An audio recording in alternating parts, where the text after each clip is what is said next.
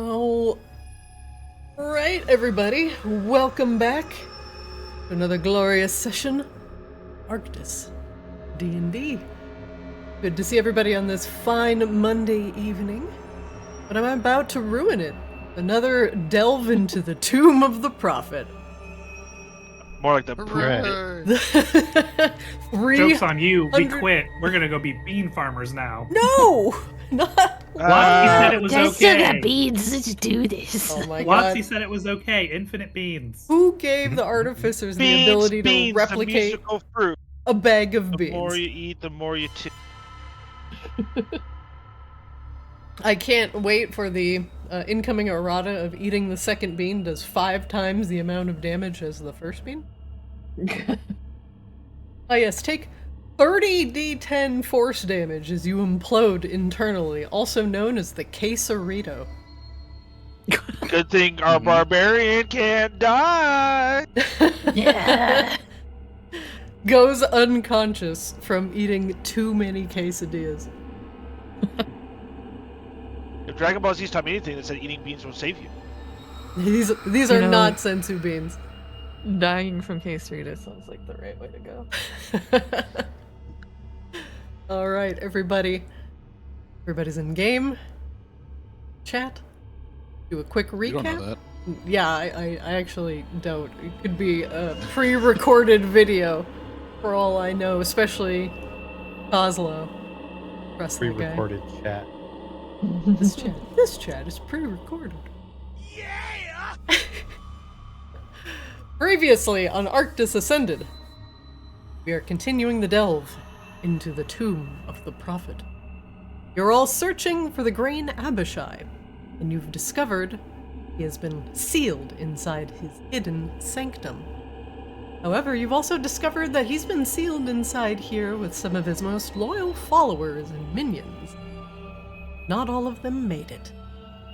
There has been a rotting Merilith who has been slithering around the tomb. And the various sarcophagi are packed with mummies that are oozing noxious fluids. Flame-ruined doors are barring your way to the Abishai's residence.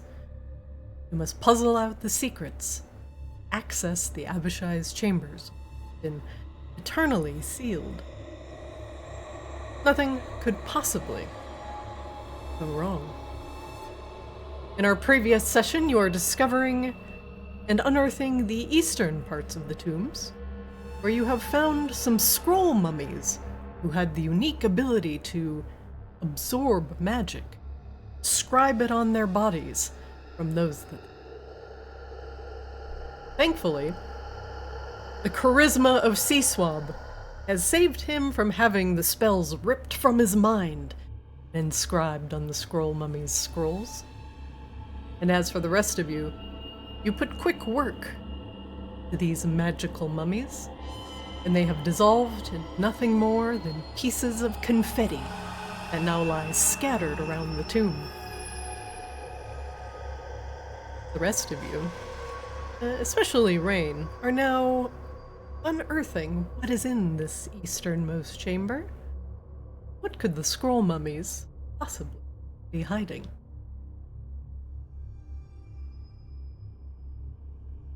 Rain, as you enter the room proper, various bones lie scattered around the room, and other small mystical candles lit by an unseen source line the walls. The barest hints of a staircase can be seen to the southwest. I checked the staircase for traps. Make me an investigation check, please. We're checking everything for traps right now. Why would you do that? I don't know. Because I got Based off eaten of- in the mind.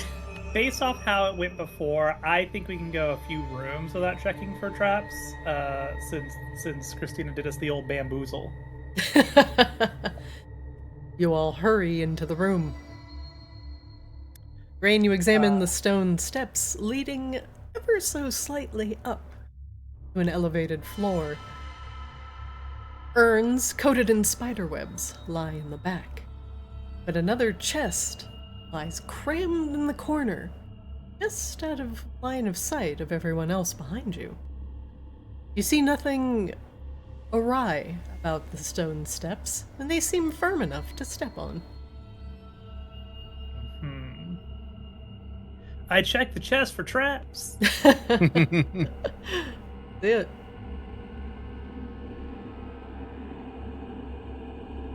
Okay. Give the chest a once-over, peering into the lock, and checking for any untoward mechanisms. There's no plate underneath, and the hinges seem secure. You don't feel like this chest is trapped. I loot the chest. Loot the chest. Inside, you find some tightly sealed scrolls. 2 very neat scroll cases that are sealed shut, covered in dust, and the wax that is sealing them shut is cracking in places, showing you that they are very, very old. There are also 4 red potions covered in dust. On the very bottom of the chest, underneath the scrolls and the potions, dust-covered book. I like all of these things. I split the currency. There's 100 gold.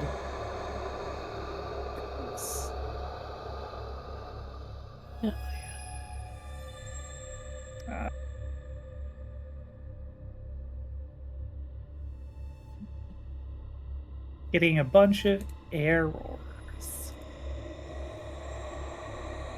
Did I click too fast? Guess I clicked too fast. I can say I don't see anything on my side.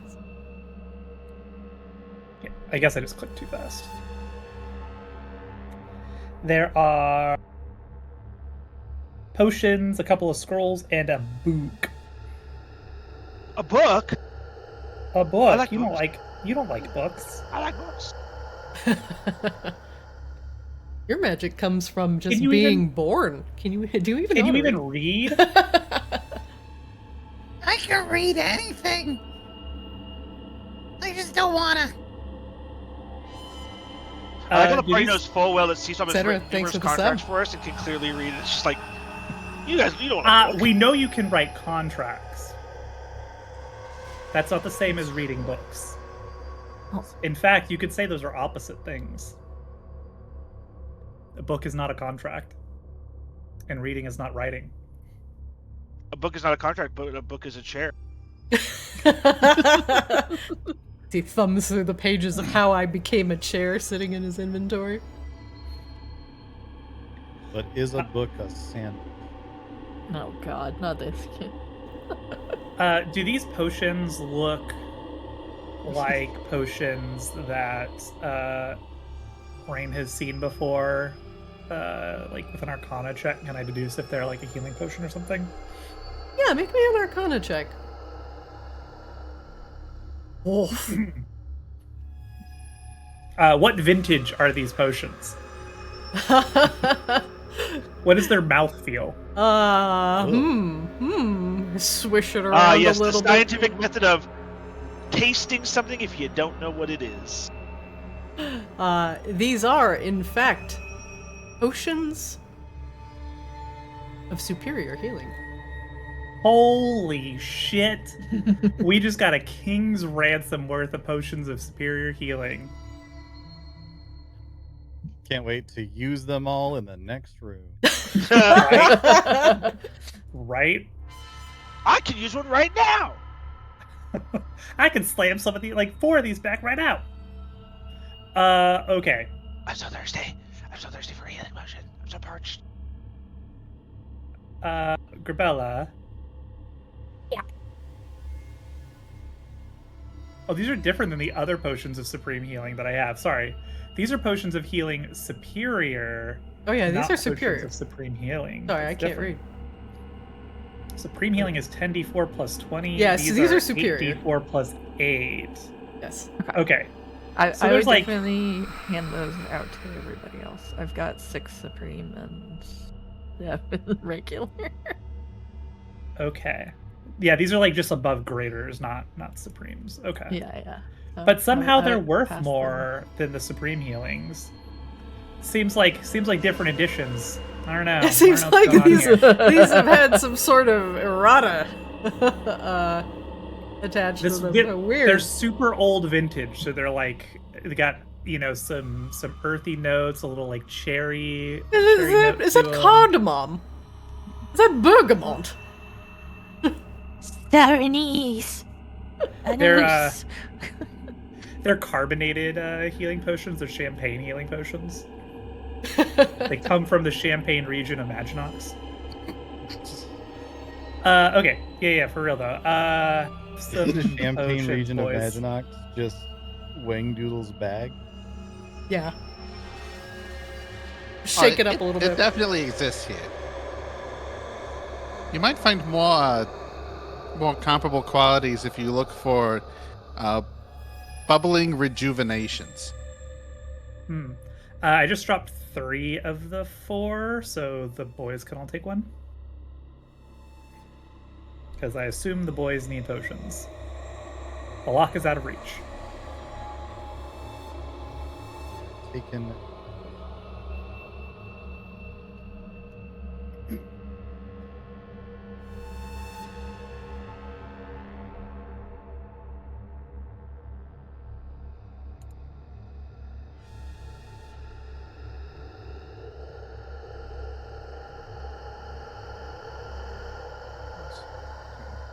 You guys not want potions? What's going on? I mean, I'll take one, but usually like Rebella's slamming those, so I figured we were just gonna give them to her. No, I just said that everybody Yeah. else should take them because I've got plenty. All right, I'll take one. You I'll- should I'll take take only one, one. sure. I dropped 3, one for each of the boys. I have taken one potion. I have taken one.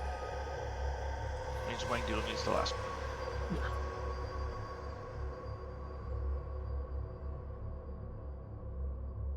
All Right. right. Divvied up the They're potions delightfully boozy. from the Champagne region of Feronia. Shall we continue then? What's going on here? There's nothing left. Okay, good. What was the unidentified scroll? Or did you take those? Yep, there were 2 scrolls in a book, but they are still as yet unidentified. Unless I guess I could take a look at them and see if any of them are spells that I'm familiar with.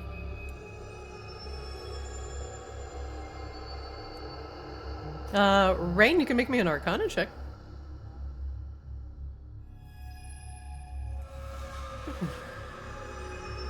We do have a plus 17 to our Arcana, Good lord. courtesy of 2024. It's like the only thing wizards get in 2024 is, just a pile of Arcana.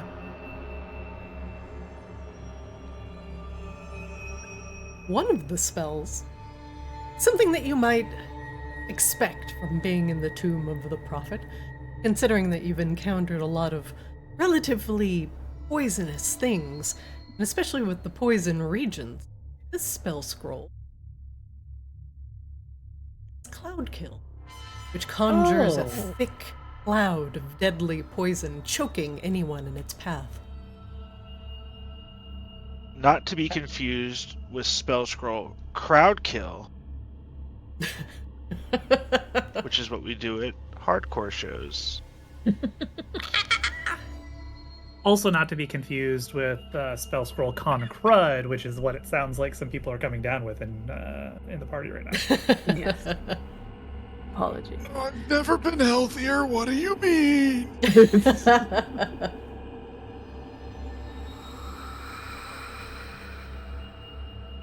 Rain, the other spell you do not know. So if you want to make me another Arcana check, it will be a higher difficulty. 4. You do not know Ooh. what this spell is. The words are unfamiliar to you. Well, we'll deal with it later. This spell's in Spanish. Probably means it's like dirt magic or something. Like, what? Yo soy spello scrollo. Are you? We read them like a book. Ik ben een spellscrolliner. Oh my god, you all have to stop.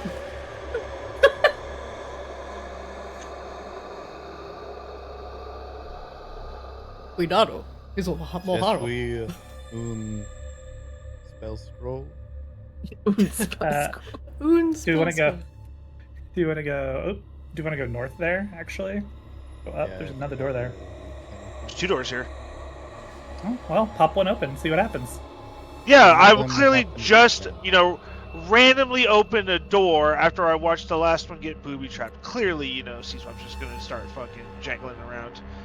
C-Swap will inspect this I don't one know. booby You trap. just tromped up there like nobody was worried. Everybody's filling this conspicuously narrow hallway that looks like it could be filled with dozens of lightning bolts. C-Swab, the northern door that you are closest to does not have any sort of visible lock or hinge. Looks like the door recedes into the wall, which tells you it might be opened elsewhere. So I cannot open this door. You cannot open that door.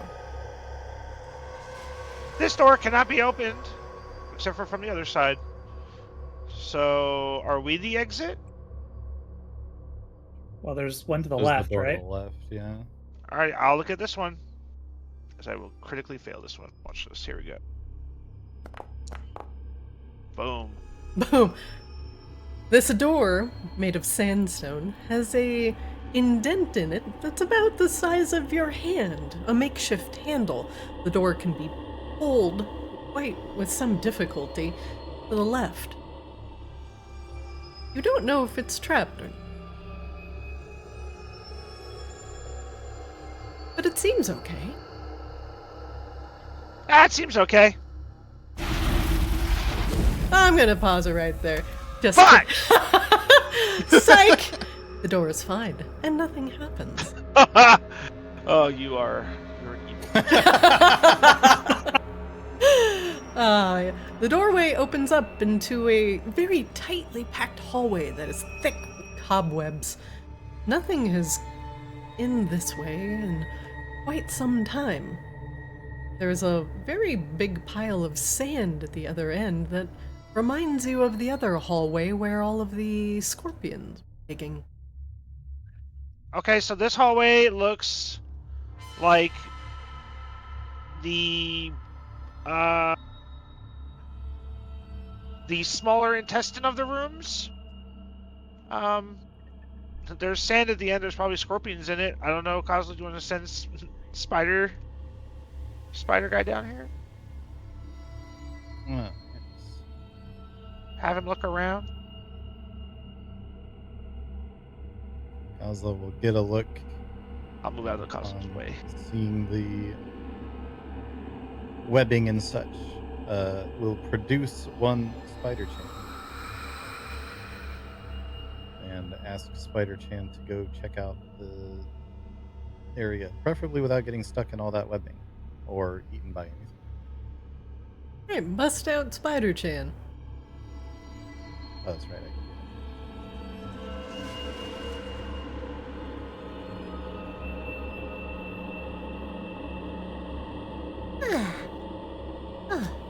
Back so soon, Master. Yeah, there's another bunch of dirt and stuff down there. Can you check it out, see if it's our scorpion friends again? Huh. Do love sand. Just a little weird. Digging is a treat. Spider Chan crawls up to the ceiling, skittering across and over most of the spider webs that are clogging the hallway. You do have to remember that Spider Chan was raised by Azrael and not like another spider. So they probably do like digging for some reason. Spider-Chan goes back down the wall and under the other set of spider webs. These are very old. Covered in dust they are. You can see here by the structure that these were made with some amount of stress. Spider-Chan hits the floor. Tempting sand. Wonder what's here. Spider-Chan disappears. A small little puff of sand appears very briefly, and Spider-Chan suddenly vanishes. Can I see through Spider-Chan's eyes? As long as we're still on the same plane of existence. You can. Pick Spider-Chan for me. I need to. Oh, If you sorry. want to see Spider-Chan to fix it. Okay. Oh.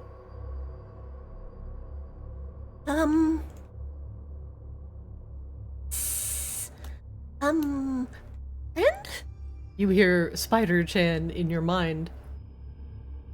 I don't think these ones are friends.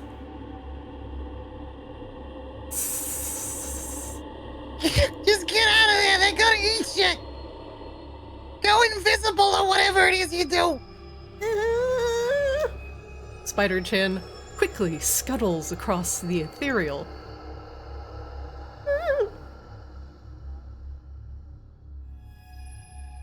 Oh. Scary. They're much bigger than I am. Much, much bigger. And there's one on the ceiling, too, just under the sand, waiting for something to skitter across. Alright, can you, get back here? Hope they can't detect me here. I mean, they're just big spiders, right? Just, do your thing where you sort of bloop, and then you get bloop somewhere else.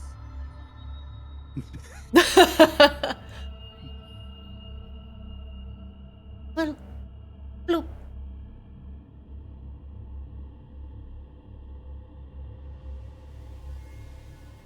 Let me just up this hole very carefully.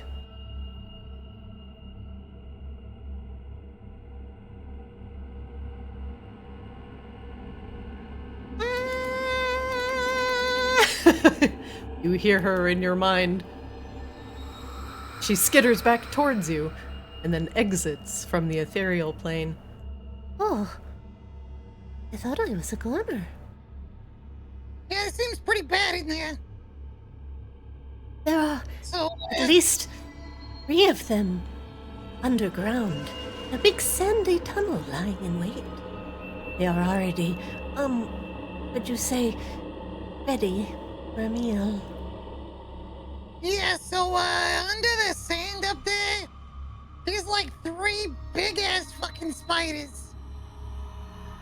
They don't look very nice. So, I don't know how we get past that. We could just glass the place, I guess. We got enough fireballs. I do like that plan. Just fucking tactical nuclear. I mean, she just, like, slipped beneath the sand, right? Just hurl a fucking fireball right through the sand wherever she fell down. There's only one problem with Fireball. You have to target a place you can see. And you can't see through the sand. But we can see the sand. Oh, you can target the sand. However, Skazla, Spider-Chan was down probably a good 30 feet. There was some sort of thin amount of webbing that is separating the sand above from the chamber below. And you can't see the chamber where these large, skull-butted spiders are currently lurking. This sounds like another problem that can be solved by a fireball. So, yeah, one if I heard you fireball right- at the top, and then suddenly you got free range. Yeah. If we concentrated the flamethrowers of all 3 cannons, we easily reach the temperature where sand will turn to glass. I do like the idea of just melting the bridge. You at least burn off the webbing that's holding the sand in place. Like, I assume this is like basically trapdoor spider shit, It where is. they have like a little covering that just has a dusting of sand on it, but it's actually web. So From if we what you step in saw there, we with get stuck in Spider-Chan, it. there's like multiple layers, almost like a cake going all the way down. So they're layered in such a way where the There's a spiders... cake in there. It's layered in such That a is- way where the spiders can squeeze terrible. through the cracks, but it provides enough overall coverage to make almost a net over the entire thing, where you fall down in holes and in places, and then get stuck along the way down. I mean, the other option is, it looked like there was a door to the north in there. We can just, like, fly over it. Just don't touch the ground. The floor is lava again? The floor is spider lava.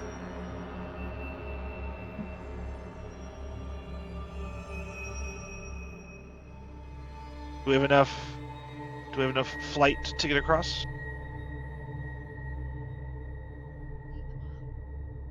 Hang on. What is the Hang on. ceiling like in there? Ceiling's Ren about can hover. 10 feet high.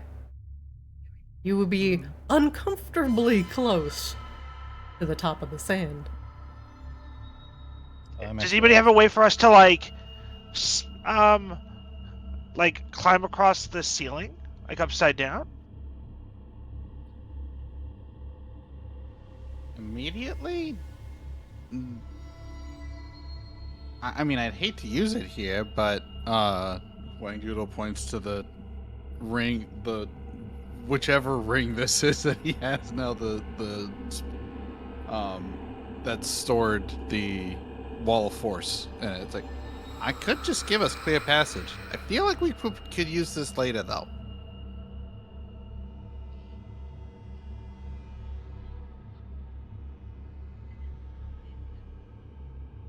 Rain, if you were speaking, I cannot hear you. It was not. Okay.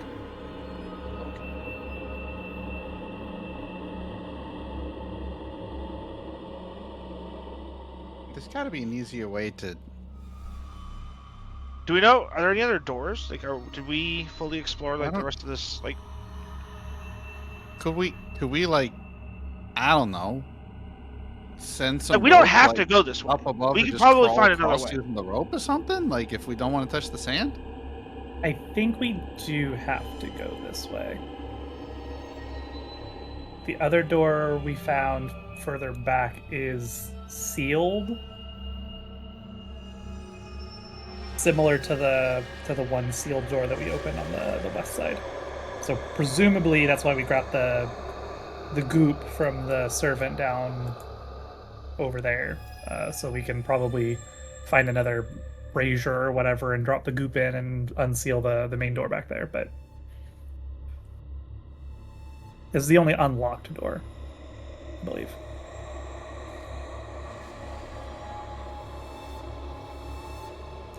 I feel like we're overcomplicating this a lot.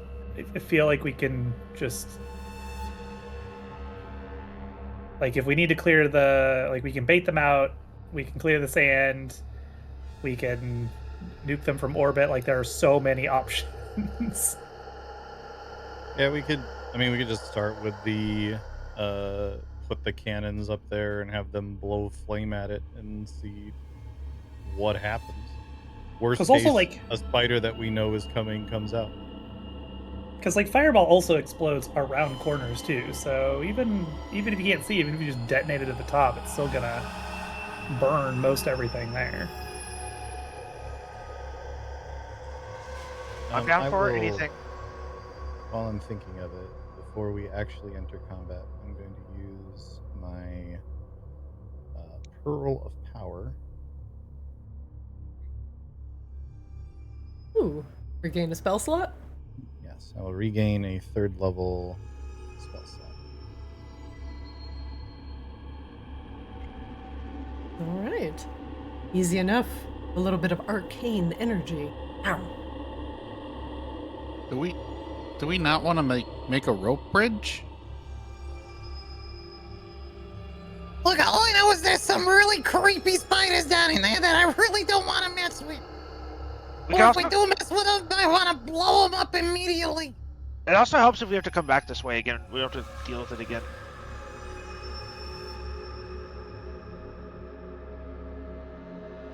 Oh, okay. Also, you said it goes about 30 feet down? Yeah, about that much.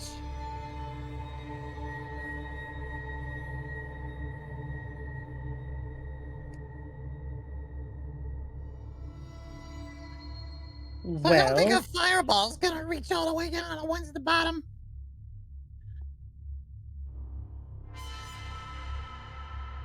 I think we could also just lure them up here, right? They're trapdoor spiders of some kind, so presumably something walks along their web and they want to grab it, right? Yeah, just send a cannon out there and we'll just nuke him as soon as he comes out. Well, I was also going to just suggest we could also mage hand and look at the webs. Oh, that's a good idea. See if they come out. Yeah, okay. Wangdo's just looking for like anything that he could just throw, like a pebble or something out of his bag that he could just like try to skip across the sand. Yeah, what do you got in your bag? There's also candles on the floor if you wish. Oh, yeah, you know what? The candle's probably gonna work. Alright, Rain. You conjure a mage hand. It will vanish if it is more than 30 feet from you. I think that's fine. Yeah, I think that's fine. Rain is just going to feel around in the sand with the mage hand to try and, like, jingle jangle some fucking spider webs. Can you describe the hand movements you're making the hand make in detail? Yeah, they're jazz hands. Yes. Yep, jazz hands. Maximum vibration. Oh, no. These They're are not already spirit back fingers. there with, you know, These. things that are going to hurt spiders if they come up.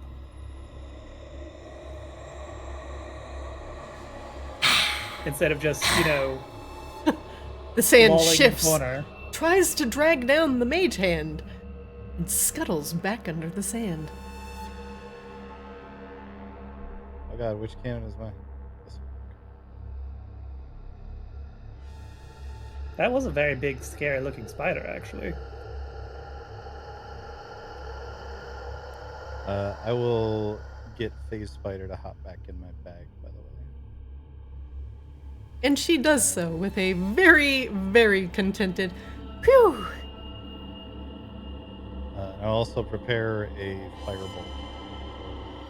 The first bad-looking bad boy that I see. Okay. Not a fireball, because if it happens to appear on top of Rain, I don't want to fireball Rain. Yeah, fair.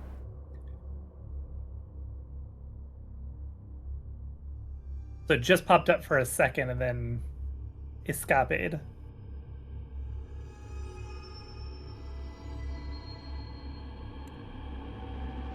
And everybody was too busy chuckling to do anything about it. Yep. Mhm. I like that we have the artillery equivalent of like a small developed nation in this party of 4 people. and not a single cannon fucking fired at the big ass fucking spider. The nation's government was closed. Yeah.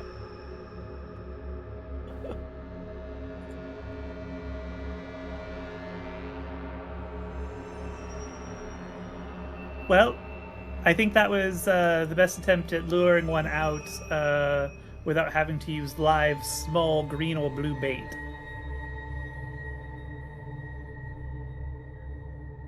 No.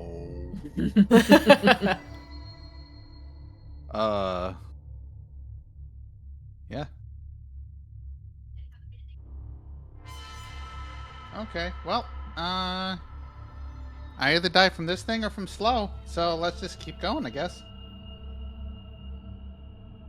Oh, actually, here's an idea.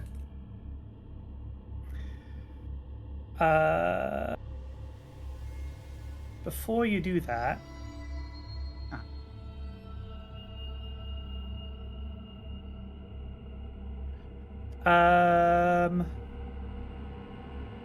yeah, 6 creatures within range does not specify being able to see them.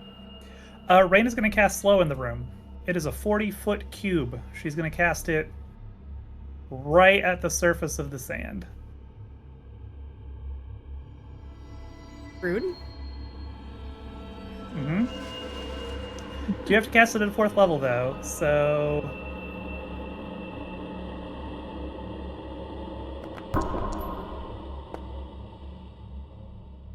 Ooh.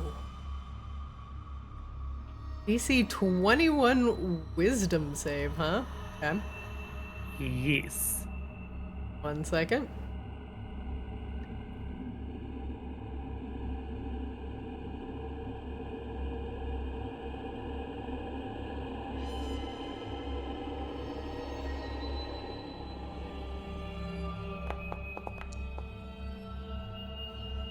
Nope. That one tried really hard. They did try.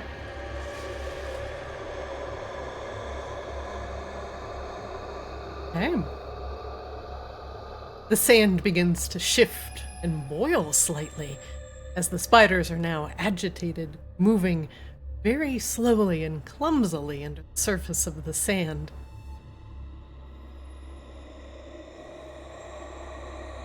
They have yet to emerge. Alright, somebody else do something. Alrighty, I'm going to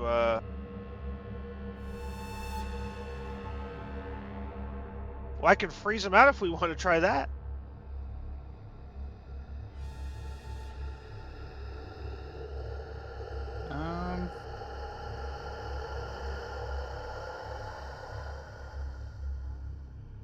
Alright, we can see the shifting, you said? You can see the sand roiling slightly. Okay, now's probably a good time for a fireball. Rain steps back. Rebellious I think steps it's forward. always No, a good time for a fireball. Christina just tries to, like, get in your guys' heads whenever there's a fireball opportunity. Be like, oh, maybe fireball's not the right answer. No, fireball's always the fucking answer, guys. Don't let her psych you out. Hmm. I'm assuming that here, roughly where I'm pinging, is where we're seeing the shifting. Mm-hmm. That is correct. Okay, great. Fantastic. Let's do it.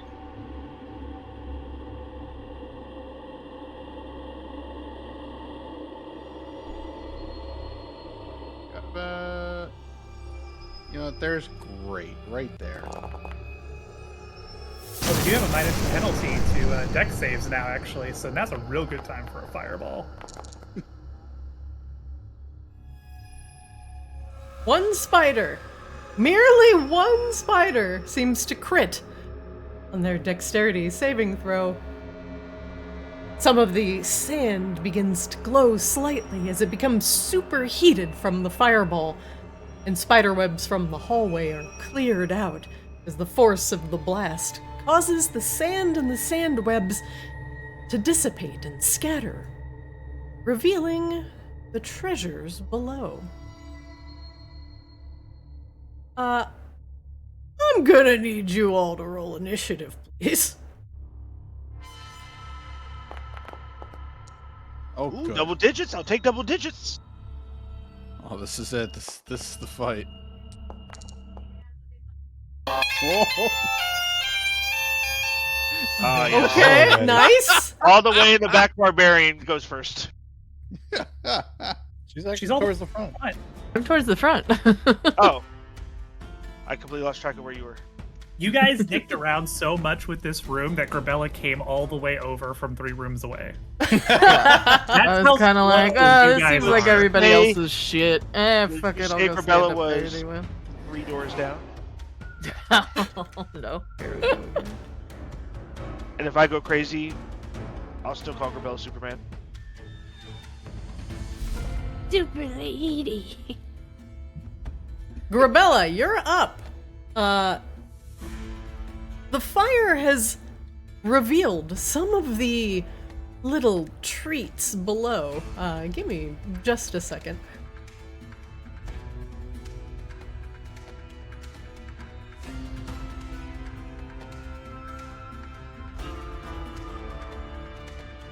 As some of the spiders begin to emerge from their burrows,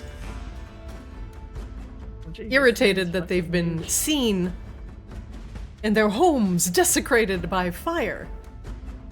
They begin to burst from the sand, one after the other. Oh boy, these are holy shit.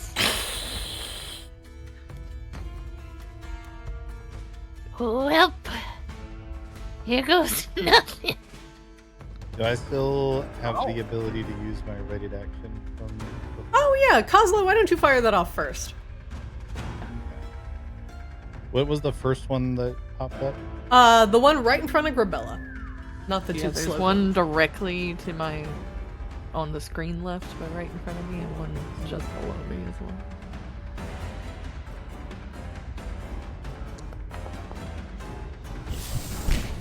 Kozlo hits. And suddenly the fuzzy carapace of the spider begins to burn as it screeches.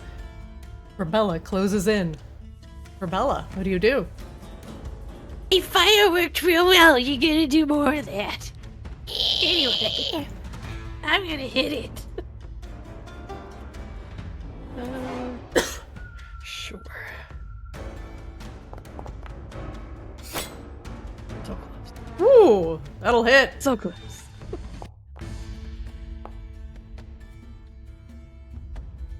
You smash against the skull-bellied spider's carapace. It makes a very worrisome crunching sound. It clacks its mandibles at you with rage. Alright, one more time. Really. Ooh! Massive crack shows down the belly of the spider, almost bisecting its skull in half. You can see innards pulsing within.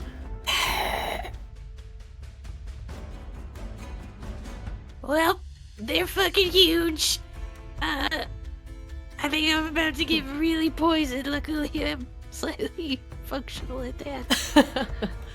Grabella, even though you can see where some of the spiders are starting to scurry up, that hole is deep, and there's still sand shrouding the very, very bottom of their little home. You know, I think I'm gonna chug one of these just in case. Right, That'll hit my turn. all right, you regain 7 HP. Holy shit. Oh my god, he's burning! He burns. Why did we all to death. roll? Apparently his HP updated. God. Why did everybody roll? That is a good question. Disregard, he only had 2 hit points left, so... He flips onto his back. His little legs curling. They're not a little at all. His legs curling into his body as he does not go out, and the body continues to burn. From down in the pit, Grabella, you see the other two spiders. They shriek in rage. There's at least 2 more, but it's gonna get spicy. Spiders begin to quickly, or excuse me, they're under the effects of slow. They slowly move up the walls. Get slowed, idiots. And the only, is it move, action, or reaction? It is. If I remember correctly, it's that they just can't use Speed is- reaction. No, speed is halved, -2 AC, and dex saves. They can't take reactions at all, and they can either do an action or a bonus action, but not both. And they cannot multi-attack. They only get 1 attack if they take the attack action. Okay, speed halved. Got it. And if they cast a spell, they have a 25% chance to get fucked. Okay. That's just independent. Yeah. Mhm. The spider, unsurprisingly, spider climbs up the wall and skitters ever so slowly towards Grabella.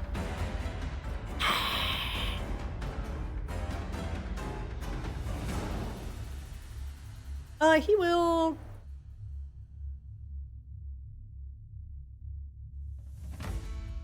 He will think.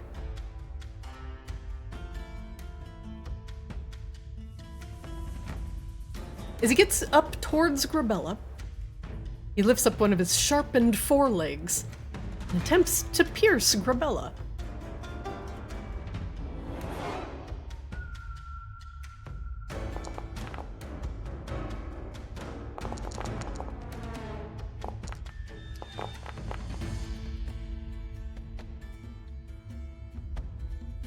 Grabella, the attack hits, leaving a deep wound into your leg. And you are raging, and you feel little pain. So the speed and the ferocity that the spider just showed in his initial attack is honestly rather impressive. No wonder why they're so good at getting their prey. One moment, please.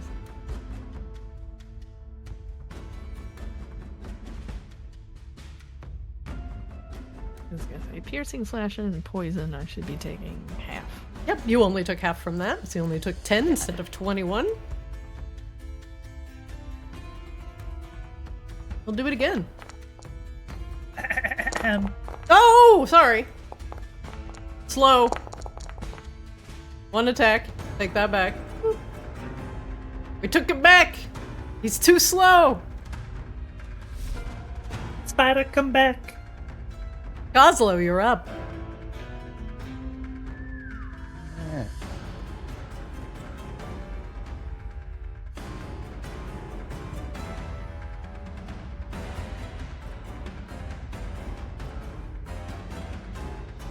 Anna will move forward, and fire seems fun. Let's do more of that.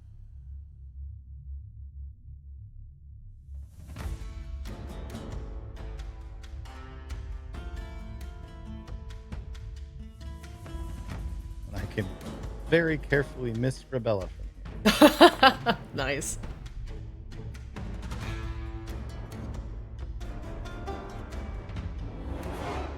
I guess I didn't have them targeted.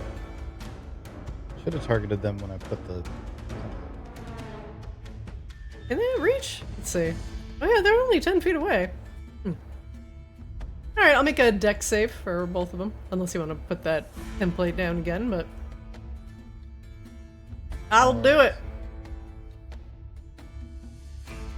What's my DC on that? Spell save.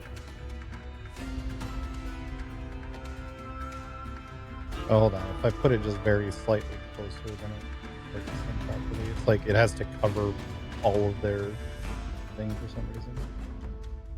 One put is it there. one is dead. Go. but both will fail. Fire once again engulfs the sand spiders, and they desperately try to pour sand on themselves by pulling it over their bodies with their legs in order to quench the flames. You can hear them screeching from down the hallway. And Kaza will check Firebolt at the one that I can see. That'll hit! And it is burning. Desperately, he's still trying to pour sand over his own body, but the flames persist. Screeching becomes louder now. It's a spider. Alright. That will am I right? Sea-Swab, you're up. Well, that looks like a Yay. terrible room of death. I am to death. Alrighty, let's see. Is it 2 spiders still? Okay. Just because I'm feeling spicy, we're going to, using my Staff of Frost, cast Ice Storm right in the room Ooh. and not hit Grabella.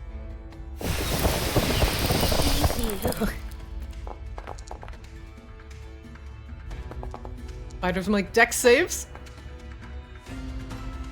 Both of them will fail and take 35 points of damage as you summon an ice storm centralized in the room. Big icicles rain down from the ceiling and smash against their carapace. You can just hear crunch, crunch, crunch as multiple sharp, piercing icicles hit home. Crunch, crunch, crunch, crunch.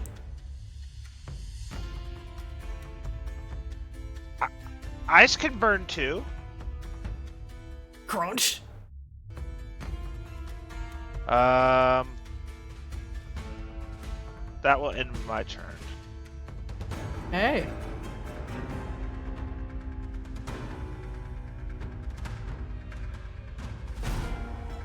Rain, you're up.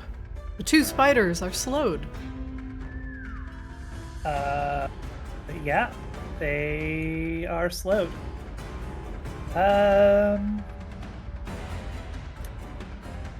I will zap this guy with a ray of frost.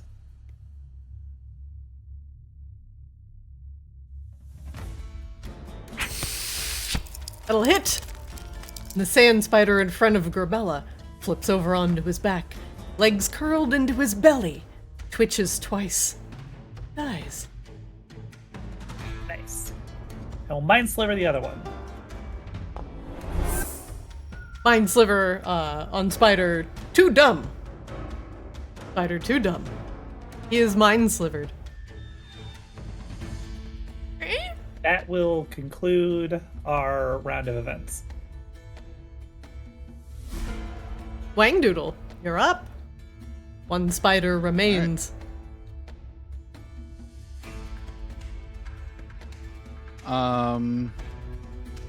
We're going to advance the cannons. And then I'm going to do the smart thing and shuffle up between them, because that's always a great idea. Oh, I can see it. Okay, good. Good work so far, everybody.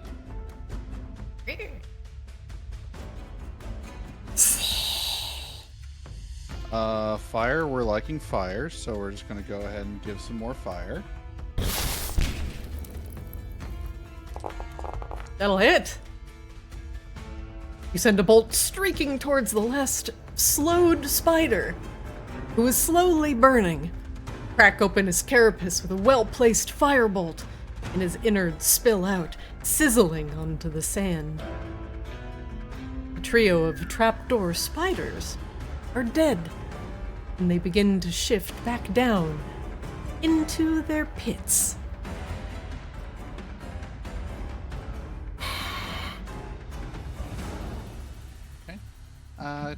Gabella, just hang on just a second here. let's stop you bleeding. Yeah. I have a feeling there might be more, though. We are going to spend one of our charges in the spell storing item. So this will be a level 3 cure wounds on Bella.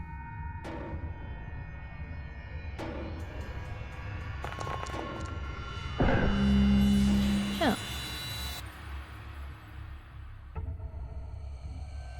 Rebella, you feel significantly better as Wangdoodle tends to your wounds, healing you for 27 points of damage.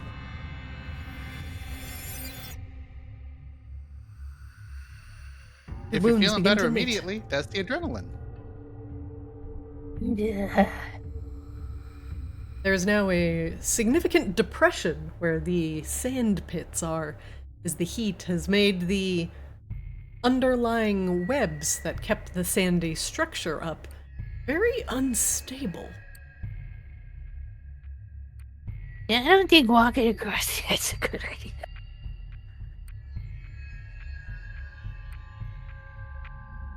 You guys want uppies? I have a way to get across now that I didn't realize I had last time.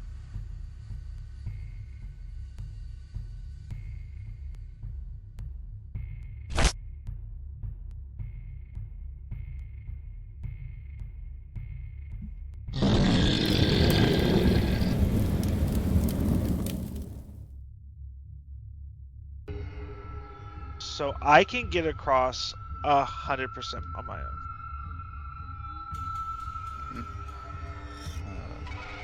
While people are sitting there. Hey, Coslow, you wanna come in here real quick? Try to give some people some extra protection. I'm gonna have both cannons activate their defender protocols and throw some temp HP on people. Okay.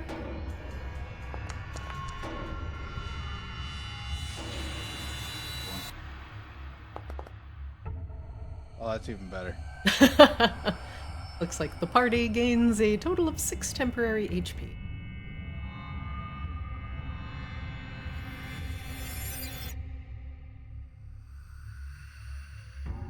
Okay. So we're almost certain there's more of them, right?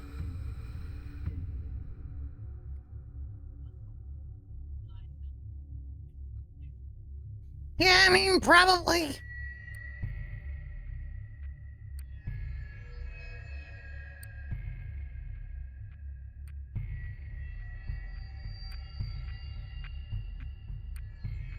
Kind of tight. I can't use the ornithop thing here, I don't think.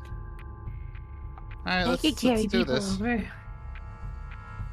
Since we Hey. burned this top layer off, is the edge of this room like solid, or is it just immediately once you step in? The edge You- is solid, but it's very narrow. Okay. It is We probably could- like 6 inches of solid ground. So this is like a pie crust. Yeah. Yes. I'm gonna scoop up a Wangdoodle and one of Wangdoodle's cannons and float him over here. Okay, the ceiling is low here, Grabella, and it's kind of awkward. Make me a dexterity check, please. Oh god.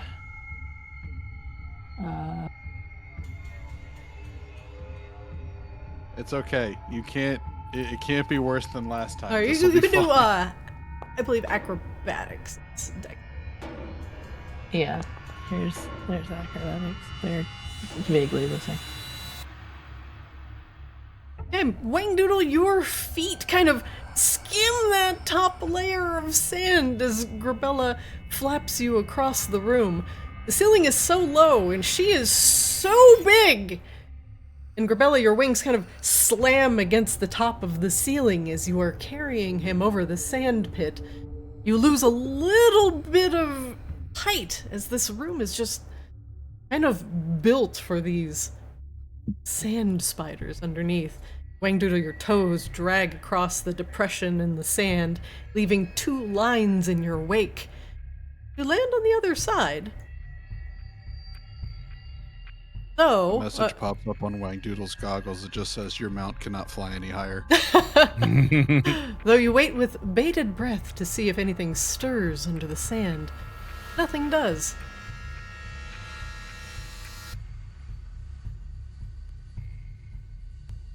Alrighty.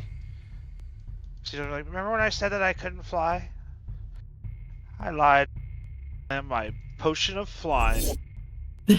Oh! Alright. Gain a fly speed equal to your walking speed for an hour, and you can hover. So this makes it a little bit easier because you can always go prone while hovering and just kind of drag your belly or your back across the ceiling. You don't touch the sand at all as you float over, but it looks kind of funny as you lie on your back and fly over the sand.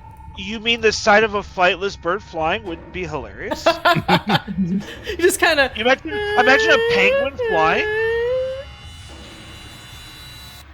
Yeah, a little bit like that. Just this same kind of posture. You're just hands real tight at your side. You just kind of go vertical, then you go horizontal, and then you creep across the ceiling.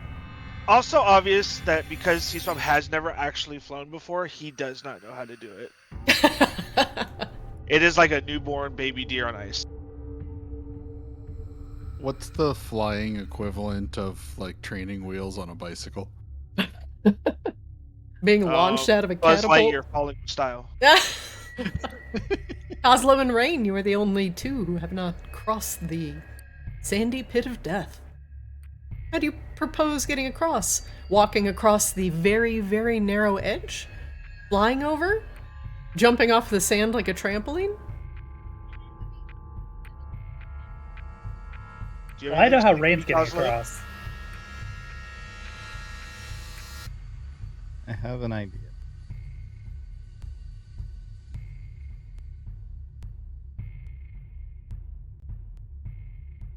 Okay, I can just use my last spell slot to fly. Can I pick up my cannon while I'm flying? Yeah.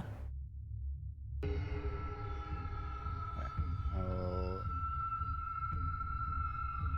Kazo just straps like a ton of rockets to himself, just repeatedly pulling them out of his...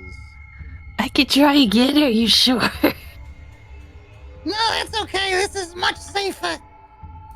He's just got several bombs attached to him. Safer, sure. I'm Cosmo Greenfinger. Welcome to Jackass. And he will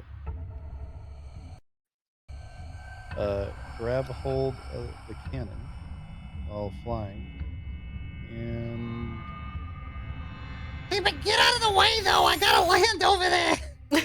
Seaswap will move like to the back over here. Whoosh! The rockets fire off.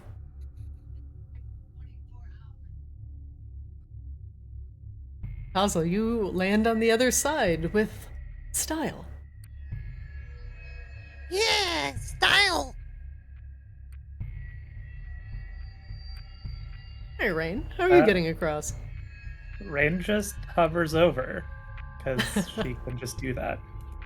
All right, Rain. Easy enough.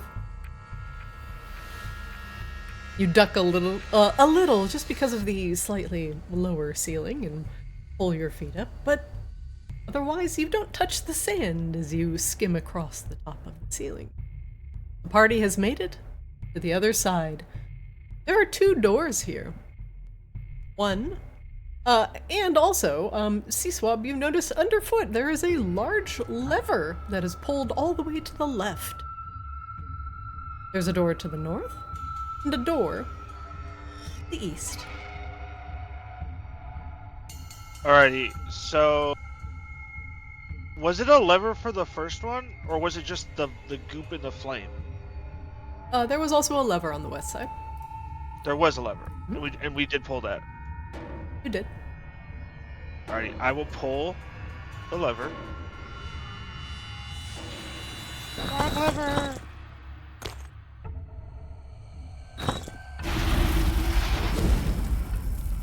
The door that is directly to the east. Opens.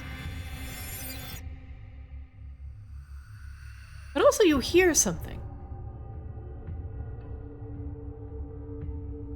Anybody else hear A that? little bit further away. There's another clicking sound. The east. And curiously enough, there's also another one to the west.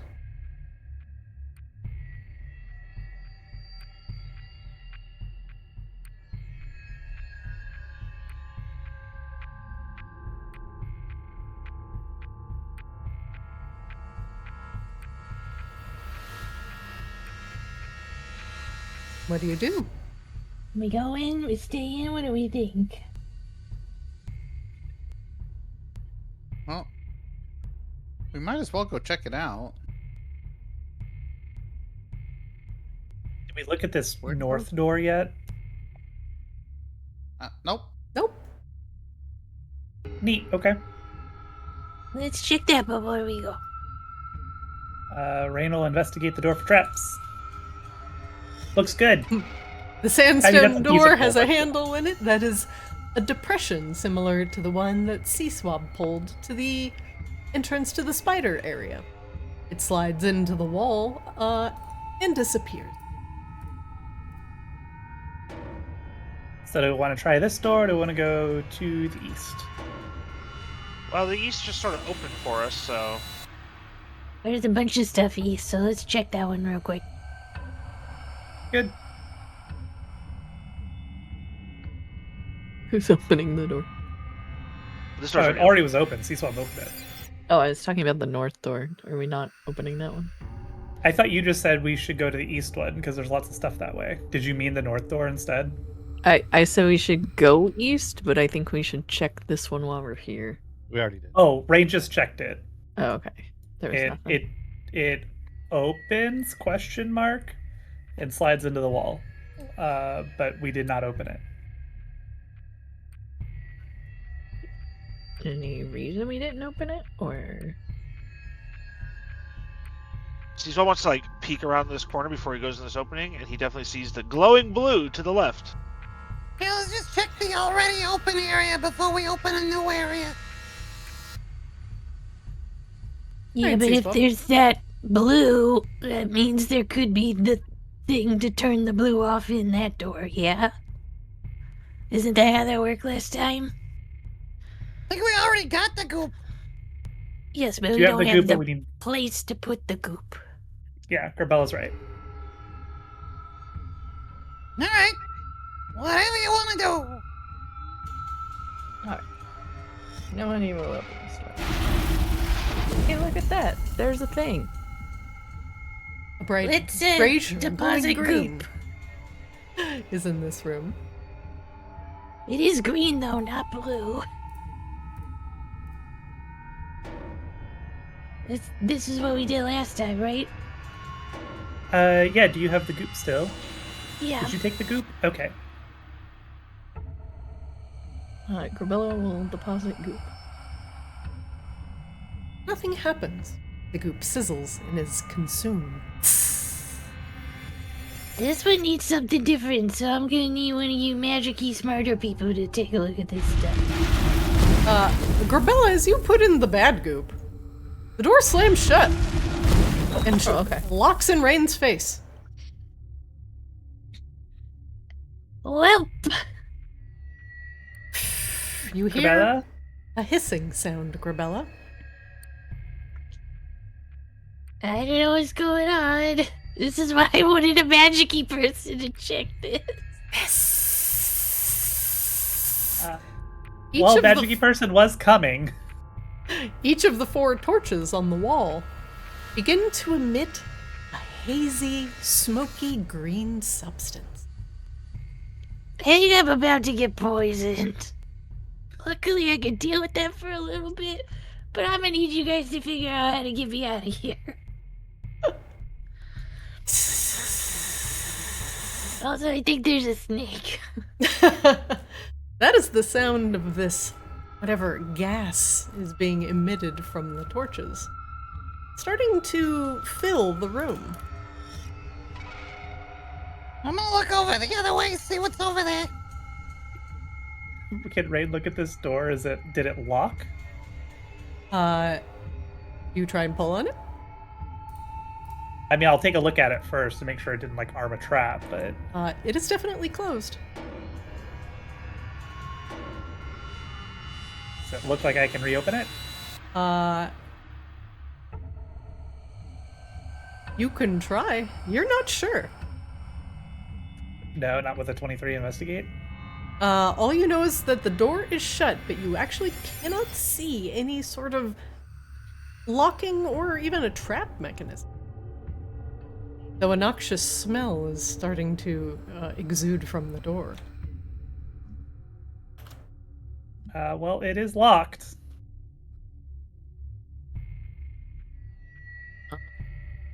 Can we try flipping the lever again?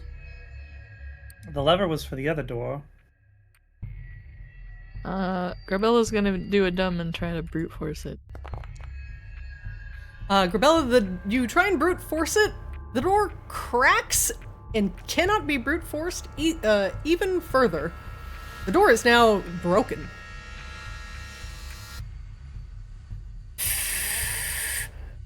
Gas continues slowly filling the room. You guys are gonna need to pick up the pace. All right. What about this way? Let's try this side. Hey, I looked around over there. I don't see anything. Other than You don't a see this bunch more giant- sand. You don't see this giant blue aura? Well, yeah, there's that, but I don't know what the hell to do with that. Is this not the same color that was in the room that Grabella was just in? Nah, it was green in there. Seaswap, make me an Arcana check. What time do you... Hey-oh. This rune on the door almost exactly matches the rune on the green door, but this one is not on fire. It is just glowing, pulsing. The other rune, the one on the green door, was still ablaze, preventing you from touching the door. But this one is just glowing with an ambient light.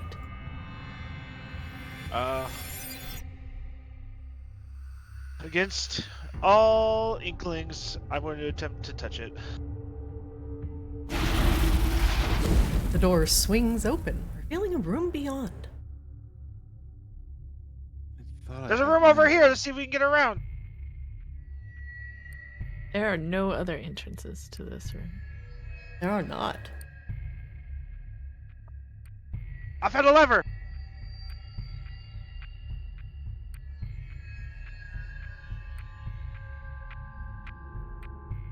How are Well, you doing in there, Grabella? yes, we pull the lever and hope. All right, let's see if we'll pull this lever as well. Alive so far. We will now be Is it- making moves out of desperation to save Grabella. Does the gas seem to be affecting Grabella? Like, is she breathing it in? Like, do we have any inkling of that?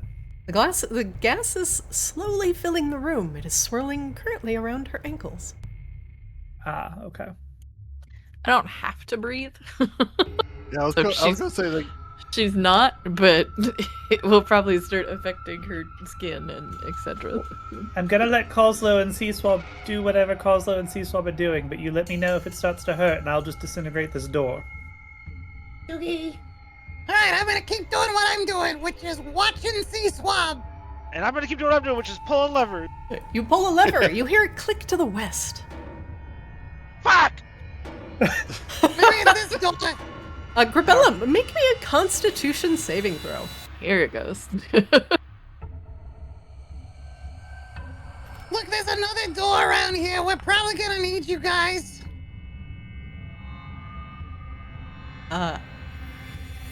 Your ankles begin to tingle. This is starting to tingle. Caesar wants to do Caesar will do a quick investigation of this door. Like, he's definitely probably going to open it, but he just wants to make sure there's nothing blatantly obvious. So it'll be a quick scan. This sandstone door has 5 separate motifs carved into it. A scorpion, a thorned flower, a serpent, a lizard, did I say scorpion? A snake, a scorpion, a flower, a lizard, and a spider? Marks of the 5 poison regions. That's on this door in front of me and Kaza, right? Correct. It has no visible handles. Does it look Rain- like I can like push in any of the symbols as like sort of like a if I press the right one in, it'll open? You can touch them if you wish. Alrighty, so we just passed spiders, so I'm gonna touch the one of the spider. You draw your hand across the indent of a spider. It is recessed and carved as a relief into the stone. Nothing seems to happen. Alright. I'll touch the snake one. These are all very finely carved, chiseled with great care or magical means. Nothing seems to happen. Let's go spiky flower next. See, he'll be doing these quick. These are like, I'm trying to find if one of these will push. You There's touch no... each of the reliefs in turn. They do not seem to press, nor react to your touch. Alright, this way's no good. Let's go back. Rain is just going to go ahead and cast Disintegrate on this door and just vaporize it. Hey, Rain, do you spend the spell slot? Yep.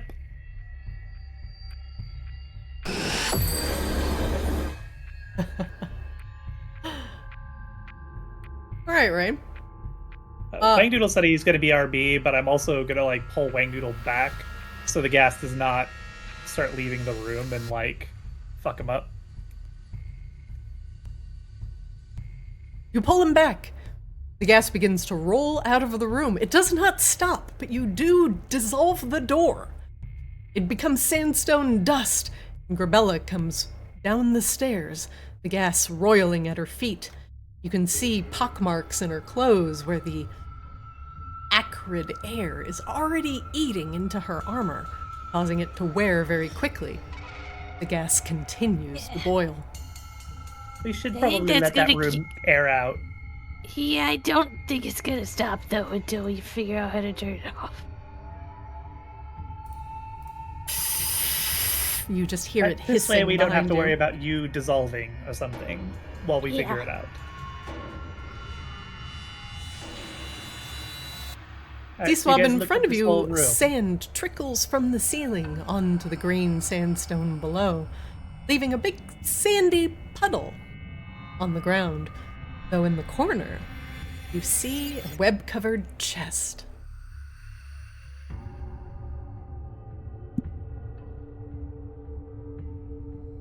There's a chest over here, but it looks like it's a pain in the ass to get to. And dealing with gas, I don't know if we care. Is this a big sarcophagus right here, like all the other ones It that we is. probably needed? There's a door down here as well. I think that door I thought goes this back was to like where the- we were. I think that's the other side that's locked. Hey, I need to go lie down, so I'm sorry, I'm gonna have to drop out.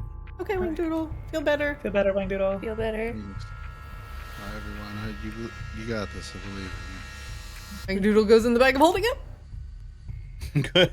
Grabella, can you try to see if we can crack open this sarcophagus? It might be the actual juice that we need. Yeah, sure.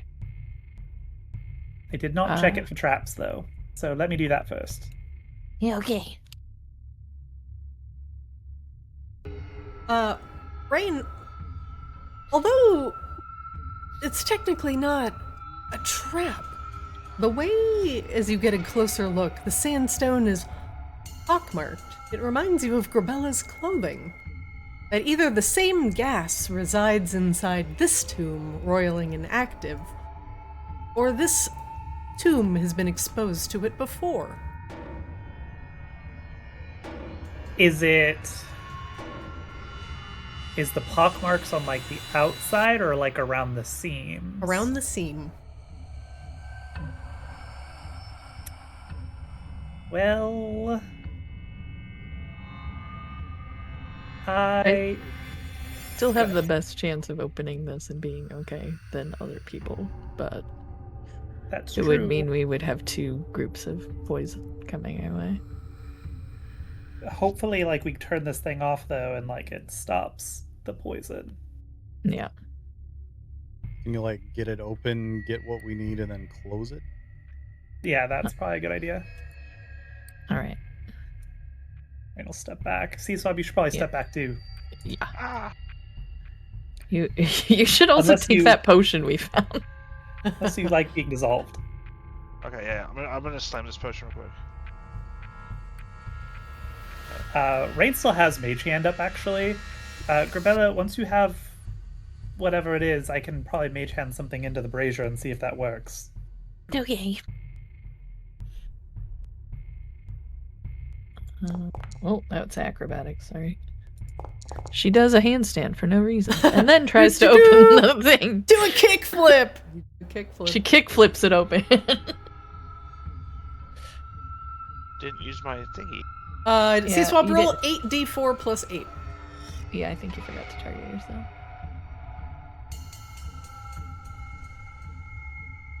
Slash roll. Or you can click on the little triangle for 8 times and then Or the button. you type roll slash roll 8d. Nice. All right, C-Swab, I will heal you for 24 points of damage as you drink the delicious. And please delete it from inventory. All right, Grabella. Once again, you find yourself doing a little bit of heckin' grave robbing. You put your fingers around the seam, tomb's lid, a mighty lift. A massive cloud of green smoke suddenly billows from inside the coffin. Grabella, make me a Constitution saving throw.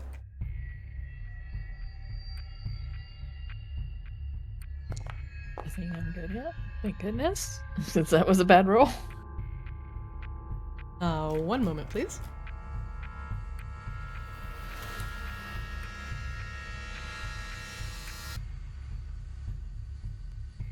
Bella, how are you with poison damage? It gets halved.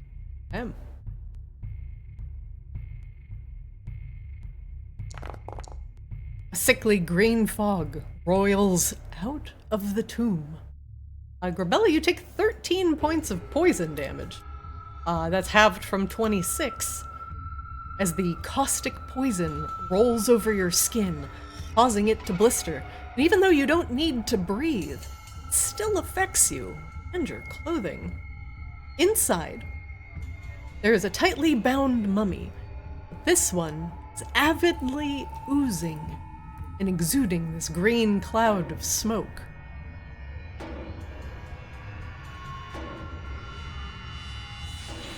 One moment, please. In the base of the sarcophagus, you see a metal vent.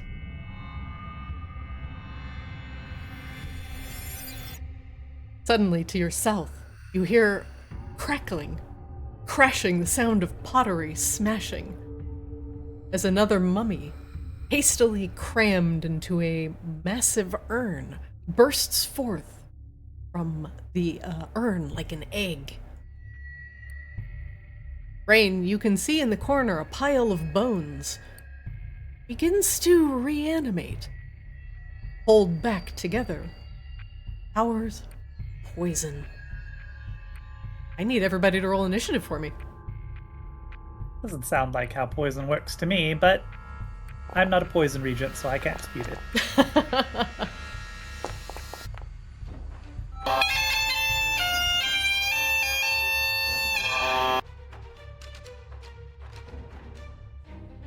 All right. Decent. All right, mummies.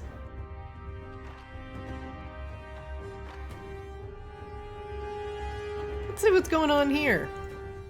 As the 3 venomous mummies begin to reanimate.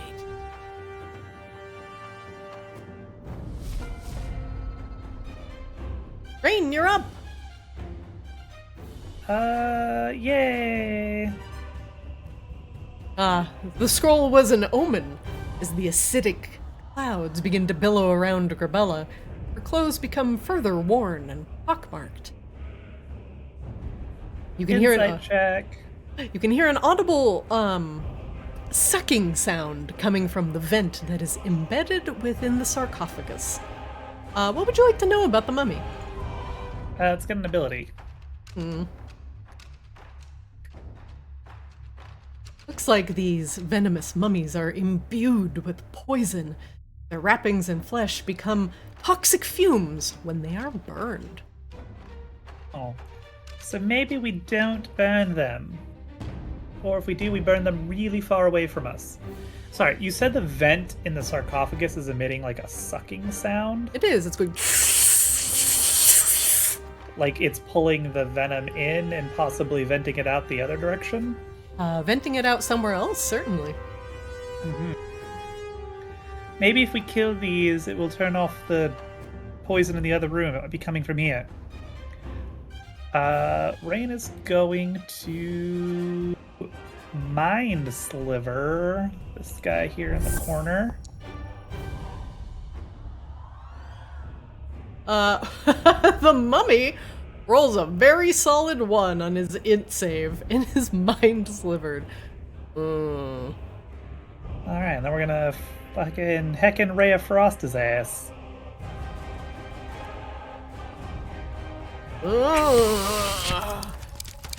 So he's slow and shit. He is visibly slowed, and the oozing venom that is encased within the mummy's wrappings actually seems to slow a little bit. It doesn't puddle and pool around his feet as you cast Ray of Frost upon him. Sorry, can't talk. Then Rain's gonna take a couple steps back, and that'll be my turn. Said Venomous Mummy, who is currently Ray of Frosted, has his speed reduced by, was it 10 feet? Alright. Yep. He shambles forward, the icicles falling off him as he moves ever so closer to the party.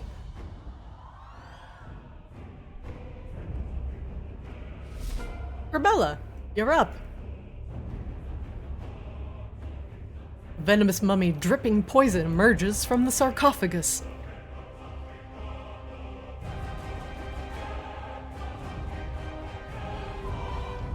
Grabella, you also might be muted. Yeah, sorry. Trying to not go into the map. Oh, that was... Oh, did that still hit? That Yeah, still hit. okay.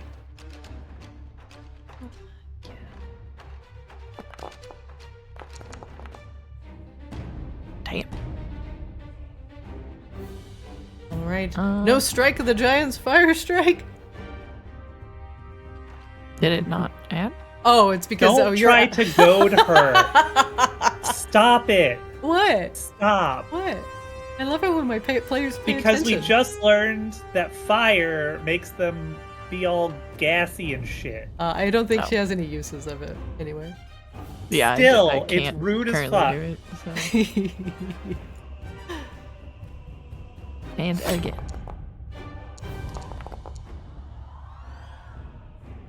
I do slam into the mummy twice. These don't make that delightful little crunching sound the dry mummies normally do.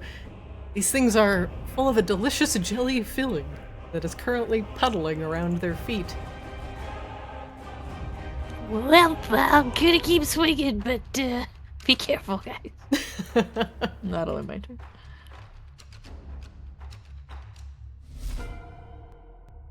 Mummy to the south moves to flank Grabella. It brings up a hand that is dripping with venom. Attempts to scratch at Grabella. And it hits. As it rakes across the back of your neck, Grabella, make me a con save. That'll do it.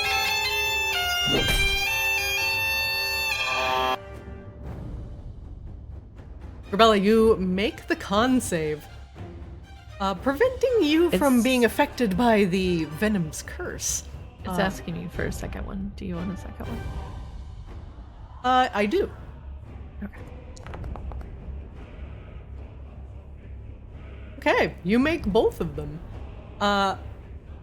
There are two applicable terrible things that can happen when this mummy's venom touches you.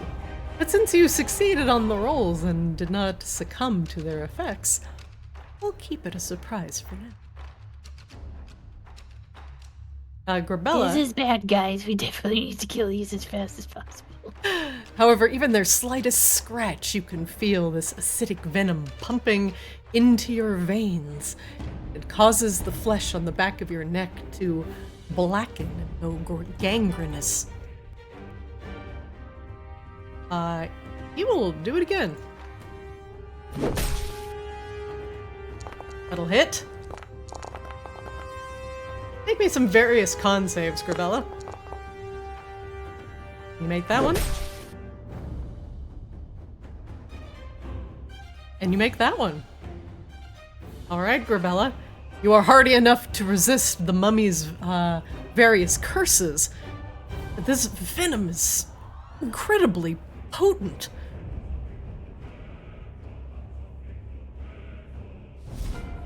Sea Swab, you're up. The mummies have surrounded Grabella, and you can see the skin on her neck visibly going this sickly black-green, even when the mummy has barely scratched her. Okay, Rain, you said we can't use fire to kill them? Because Correct. they do gassy stuff?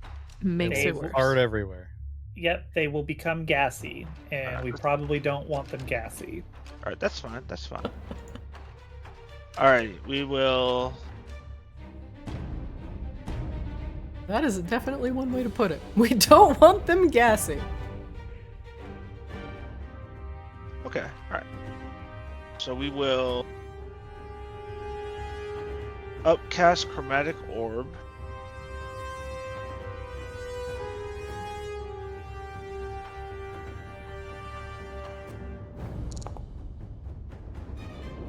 That'll hit.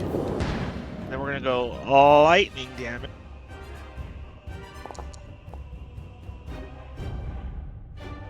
And then I rolled doubles so I can hit the other guy, Okay, maybe.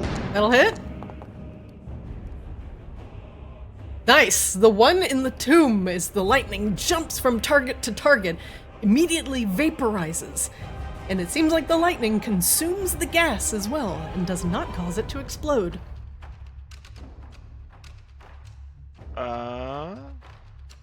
And then I will insight check this guy. No, I won't. Mm-mm. I think that'll end my turn. Okay. Oslo, you're up. A mummy is crawling forth from the south, rimed in frost. And another one is turned towards Sea Swab, as lightning has leapt across its body. Alright. I'm slightly more concerned about the one that's coming towards me. Cannon step down over here and shoot it with the old force blast. That'll hit. You want to push it back 5 feet? Yes. Okay. Sword. Mm. Coslow.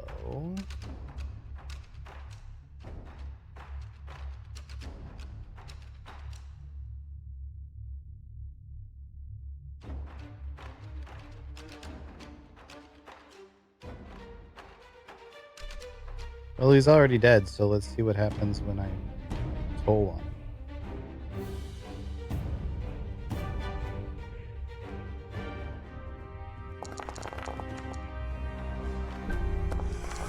DC 16 wisdom save.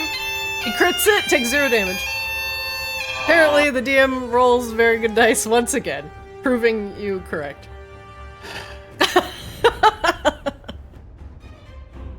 I'm not sorry. I will use my remaining 10th of an action to flip the mummy off. And step up over here. All right, you duck behind the door. I like that Kozlo still runs away from the undead, even though we probably should be strapping him to Grabella's chest like a fucking baby Oh, yeah, Bjorn as like yeah, the they- ultimate deterrent. They literally can't attack me. That's what I'm saying. We just need to strap you to Grabella's chest, so like they can't attack her either.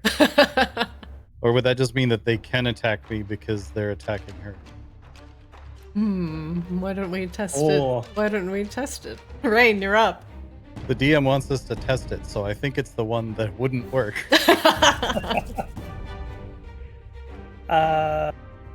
Red is going to Ray of Frost this jackass. The mummy freezes in place as Kozlo knocks it against the wall as soon as it turns in order to pursue whatever shot it, presumably Rain. Freezes solid. The next step it takes, it falls over and disperses into thousands of shards of frost and ice. Very poisonous shards of ice. Don't put those in your drink. We will mind sliver the other one. He fails his save.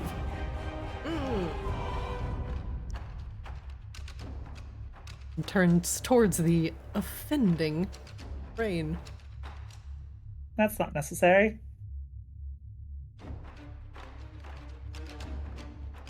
Right, step over there. That is it. Grabella, you're up. Will continue to hit.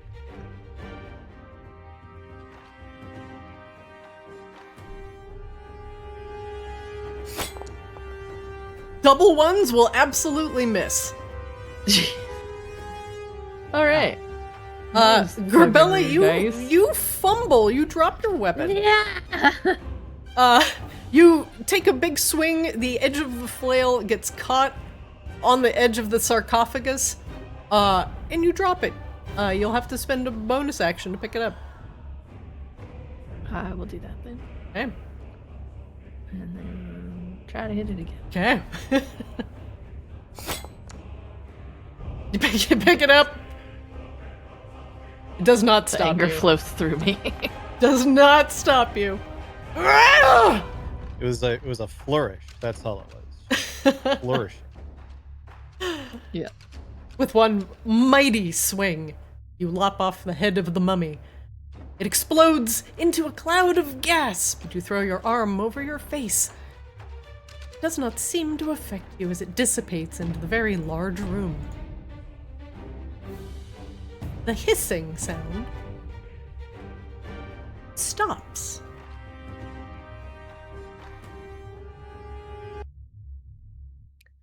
Do I see anything in the sarcophagus? There's a metal grate inside. It's like an air conditioning vent almost. It was making a sucking sound, but now it is no longer making any sort of. Is the gas in the other room starting to clear out now? It is. It's starting to dissipate.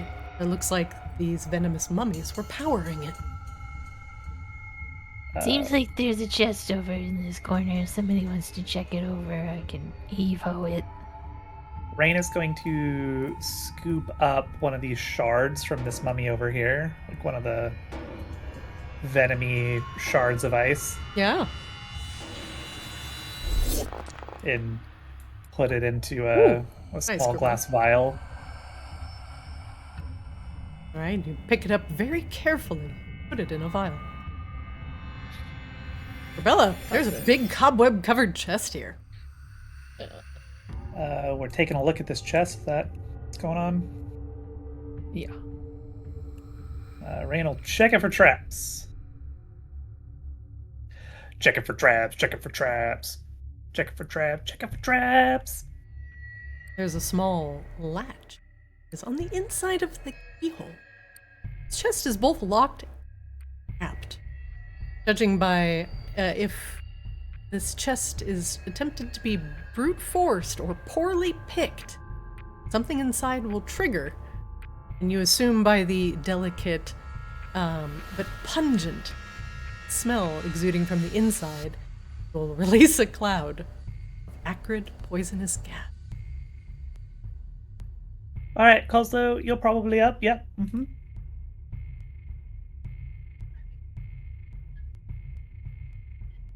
Alright, let me see here. Kozlo will now take every available precaution.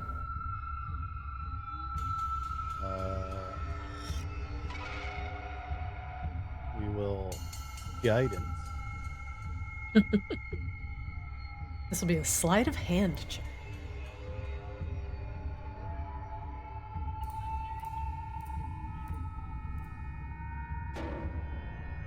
Caused me to stop flying, but that's fine. I forgot I was flying anyway. You're flying that whole time.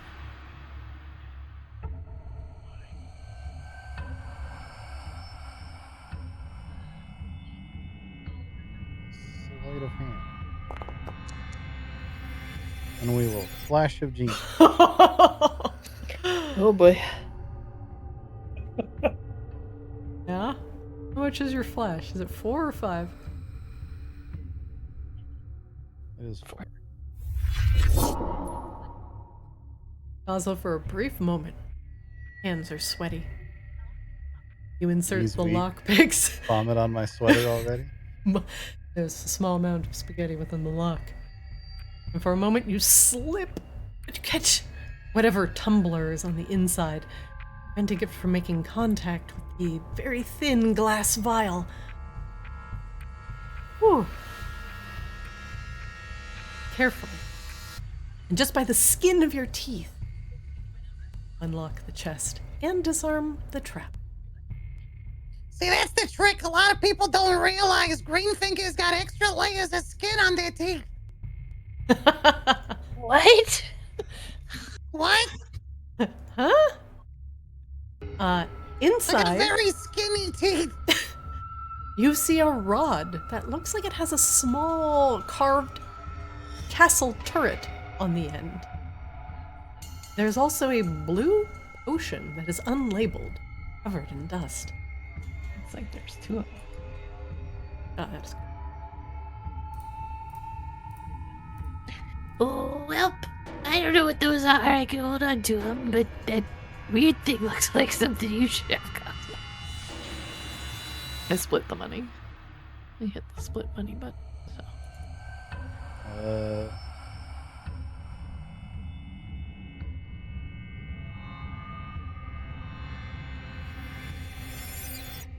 Should Rain take these since she's our inspect bot at the moment?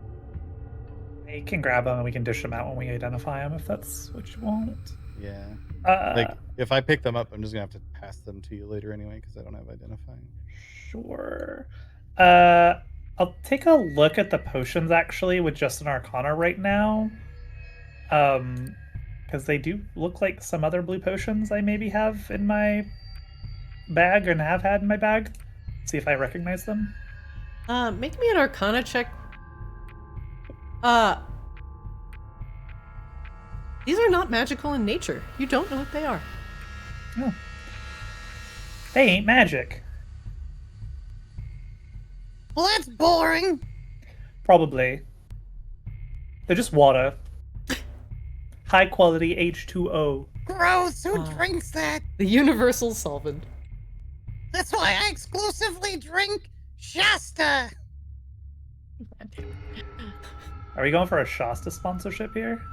We should. Raina's gonna go back to this brazier that trapped Gerbella. This room seems to be safe now. It's cleared out. The room is free of gas, and the torches are no longer making that ominous hissing sound. There was an inscription or something at the base of the other brazier. Is there one here? Yes.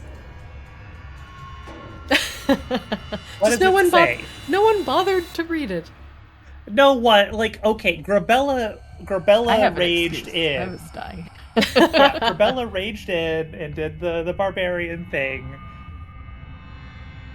You can't blame I asked other people Grabella. to check it first, for the record. Nobody. Yeah, she was You getting didn't- fed up. What is You didn't what does actually it say that you wanted a magical person until after the door was already shut. I literally Or is it was in the coming process and of Christina shutting? slammed the door in my face when Yeah. you said I need a magical person. What's it say? It says the thralls of the regions. The Thralls of the Regions. Oh, well, good news. We wouldn't have had any idea what that meant anyway. That, yep, literally doesn't mean anything. Like, I assume it is a reference to the mummies, but we would have learned that upon discovering the mummies, which we needed to kill anyway. I mean, the other mummy had juice on him too, and yeah, I don't know. Are we using This- mummy juice here? Is that the phrase we're going with? Are these mummy milkies? yeah, Mummy that is now. milkies. Since Rain is no longer terribly concerned about being trapped in this room because she has completely obliterated the fucking door, I will dump the mummy ice cube into the fire.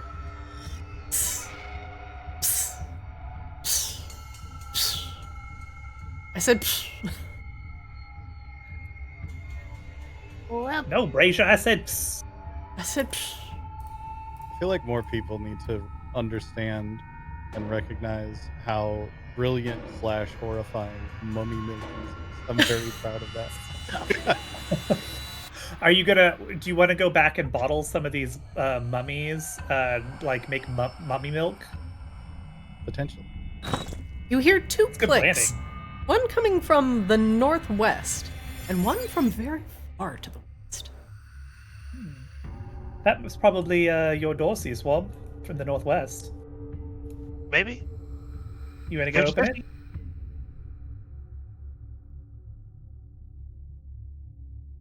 To the northwest. So we gotta go Well, back. That was the. It Oh, was the oh, one this that way, you. this way, yeah. Yep.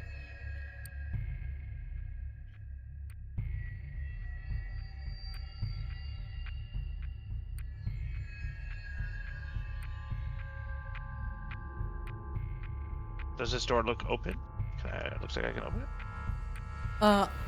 When you come back to the door, C-Swab, all of the 5 emblems of the regions are now glowing a faint green.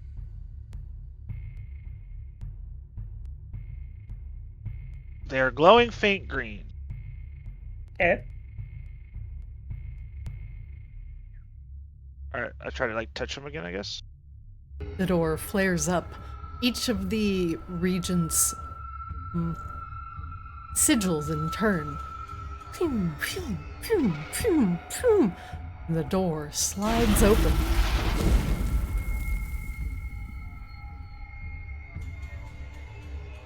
Two massive pillars sit in this room, all adorned very carefully with intertwining sigils of scorpions, snakes, plants, lizards, all sorts of venomous creatures of Feronia.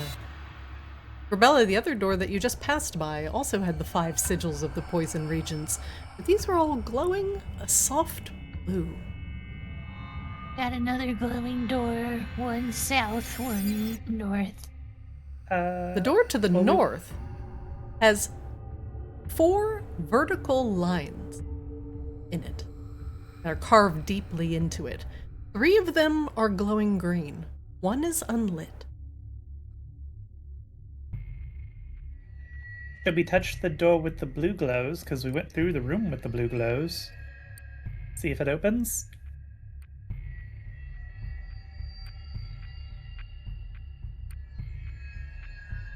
That's this one, I assume? The opposite side of where we came in? Yeah, It the is. one where I'm standing. That's all C-Swab did, right? You just touched the sigils and it opened? Yeah. Once they were all glowing? Yeah.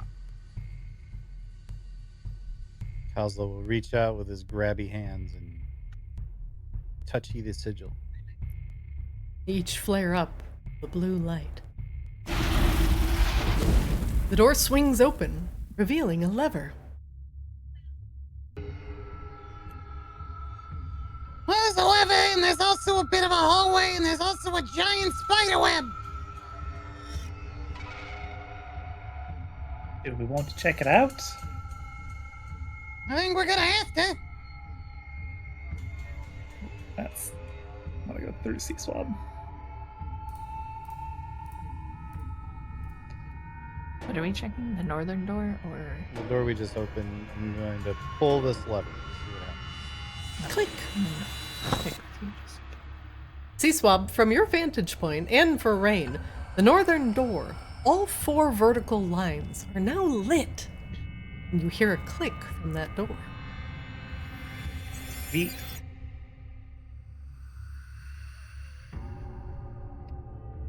Well, do we want to go through this door though first and make sure we cleared it before we venture forth?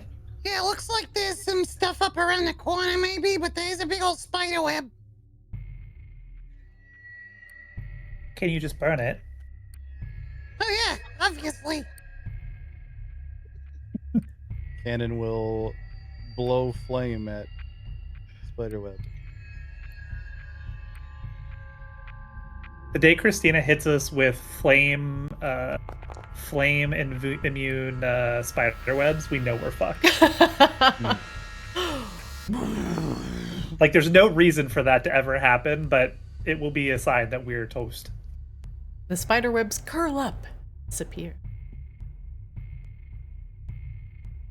Yep, fire. It always works, except for when it doesn't work.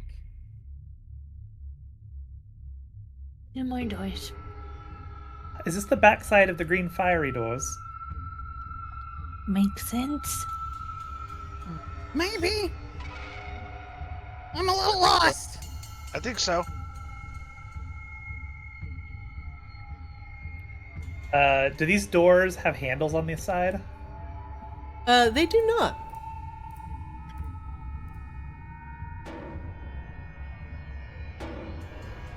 Well, I don't think we need to necessarily open them. I feel pretty confident that that's what they are. Alright, big middle door then. What about this door to the south here? I don't know if we've gone... I think this is maybe the opposite side of one of the main rooms, but is there... What does this door look like down here, the south one? This double door, is rather simple. It doesn't have any inscriptions on it or motifs of spiders and serpents. It looks like it swings open towards you. Does it have handles? It does have 2 handles from your vantage. Okay. Rain is going to get on the other side of the webby webs. And she's going to use her mage hand to open the door. Ta-da! Okay. Okay, so that is the other side. Yeah. So those 2 doors are definitely the opposite side of the green flame doors, I think. Great. All right, well, I guess we go through whatever new fresh horrors on the other side of that door to the north then.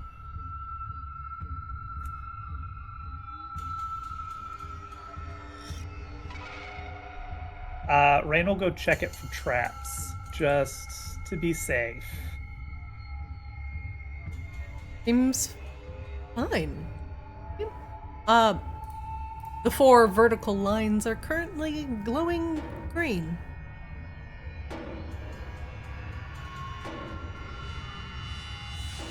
Great.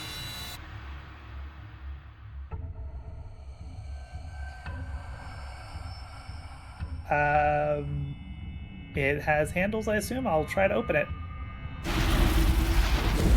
Oh, that looks like a horrifying room. Where's Bonsai? Bonsai Bet would there's love it. beans! The the sandstone of this floor is broken up in many parts. It looks like the natural flora of Feronia has found new life here. There is a central light in the middle of the room that all of these plants are feeding on. And none of these plants look particularly friendly. Some are covered with layers of spikes and spines. Others seem glossy to the touch, filled with an unknown liquid. But what catches your eye are the 3 writhing tentacle-like plants in the centers of the room that have a flail-like end. Nasty barbs. This literally looks like Bonsai's bedroom. Yep, that's not for me. That looks like a fireball room to me. Well, good news! I'm out of fireballs and Wingdoodle fell asleep. How do you run out of fireballs? I only have like 4 of them, and we've been fighting for like 3 days straight. It's okay. It's okay. Actually true. I have the I have the Temu version. Temu fireball. Yeah. So I'm going to. Let's see. I'm going to cast. Hold on. Where is it?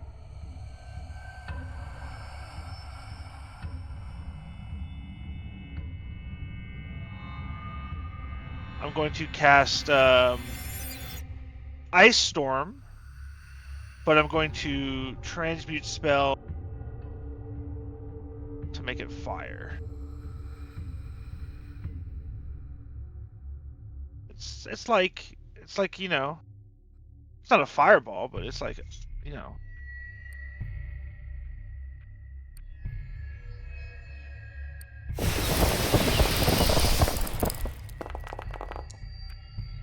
It's honestly probably better than Fireball in a lot of ways. You transmute it to fire? Yeah. Make me a nature check, Cecil.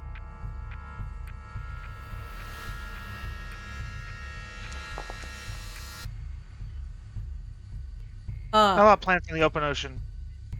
As you watch Sea Swab, and you fill the room with radiating heat, plants seem to love. And each of them grows to be twice as large as they originally. Christina, you're so full of shit. Christina's like, we have this team, half of which actually 3/4 of which just does incredible amounts of fire damage.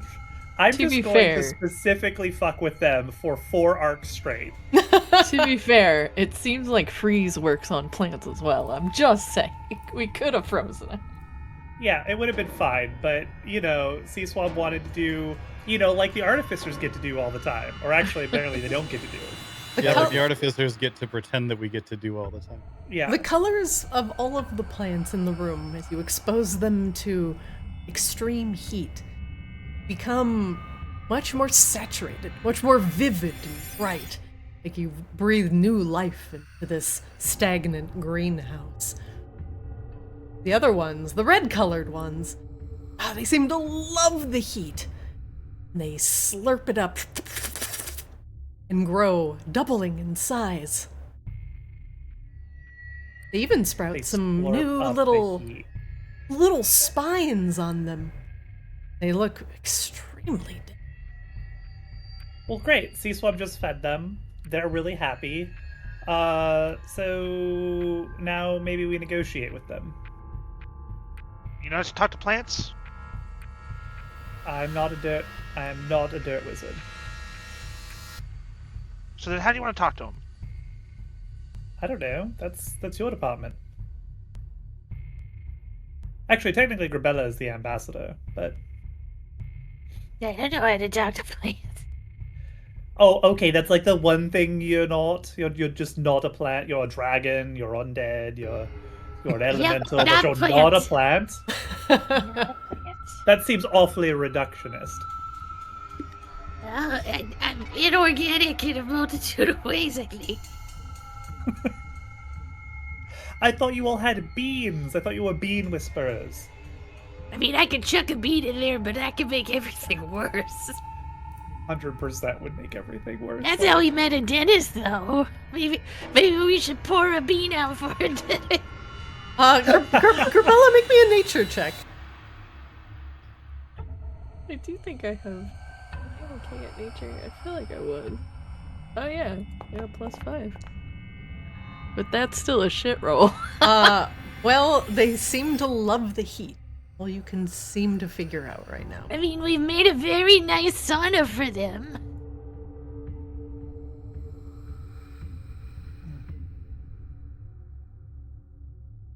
They look like spiky and they're wiggling around, right? Oh yeah.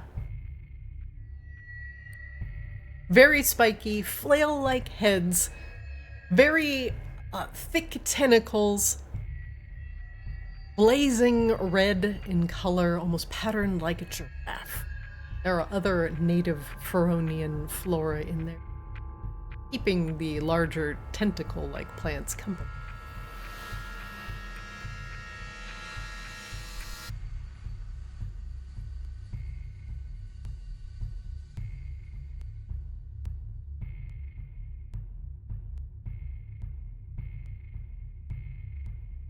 Yeah, I don't know what to do here.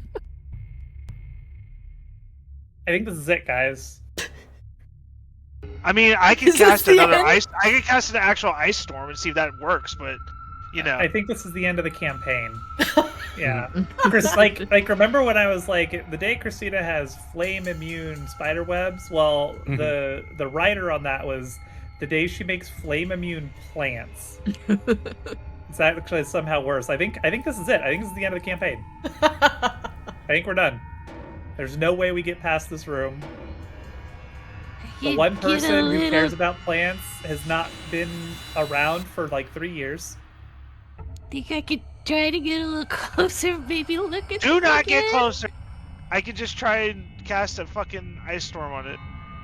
Well, what if they can be our plant Pokemon? I mean, they might be happy that I fed them. Our victory bell. What if they're our victory bell? Do you speak plant? Again, let's go back to that. Do you speak plant?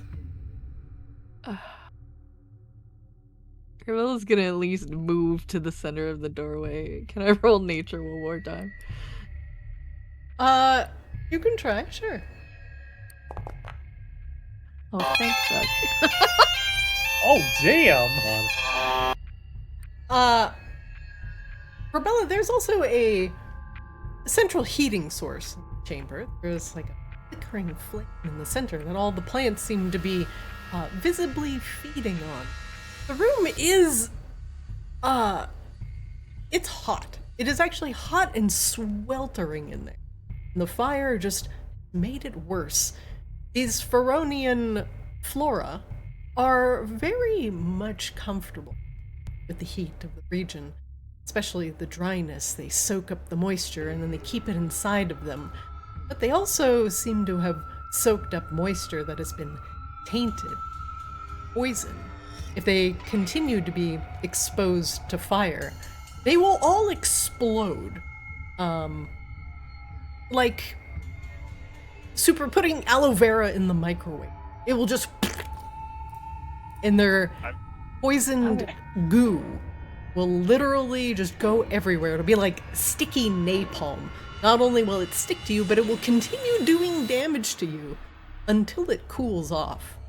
So another fireball in there will be 100% bad, including that you crit your nature check. They are extremely susceptible to cold. And if they are cut off from their heating source for a significant period of time, they will all wilt and shrivel. Yeah, right. No more heat, or those things are gonna explode into poison everywhere. But I do think ice and getting that... Can you see that brazier in the middle of Siege Rob? The heat source? Yeah, I see it. You need to aim for that. We gotta put it out. With anything in particular? Ice. So I Okay. think water's just gonna turn to steam. Okay. Let's see what I got left here. I'm running a little low on spell slots. Also, Gribel, I will give you, since you crit that nature check, they will need to be exposed to the cold for a not insignificant period of time, probably about 30 minutes.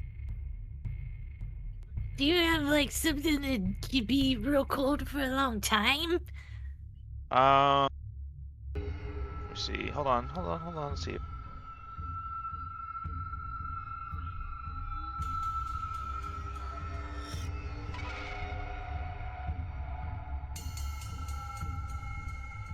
Hold on, I'm looking.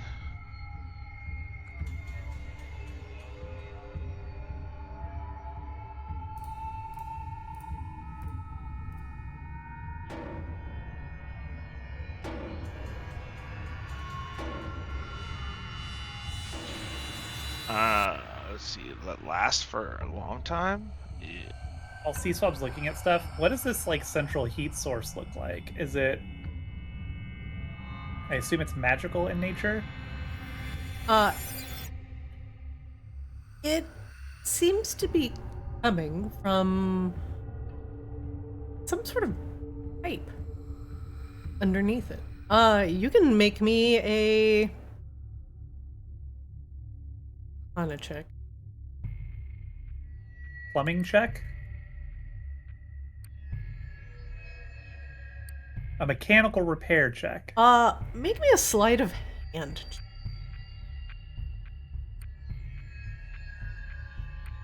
Yeah. You're more versed in magic. This might be an artificer thing.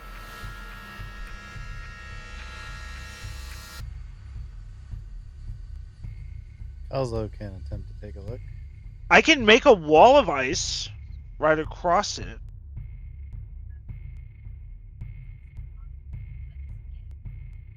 First off, Kazuo, make me a sleight of hand check.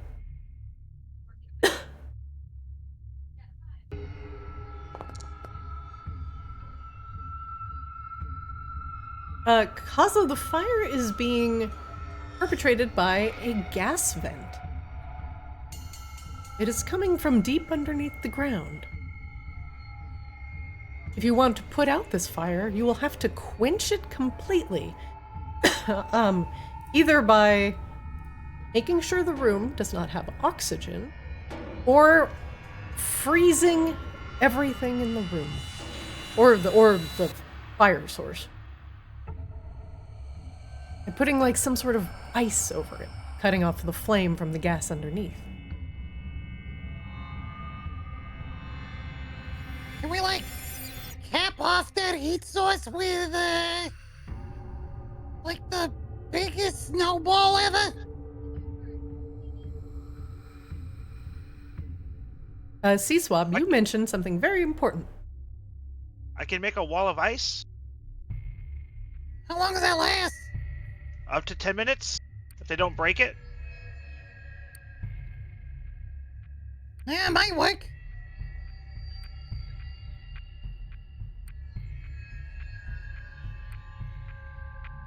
Could be long enough at least to put the fire out. Okay, so Kazuo, make me an Arcana check with advantage.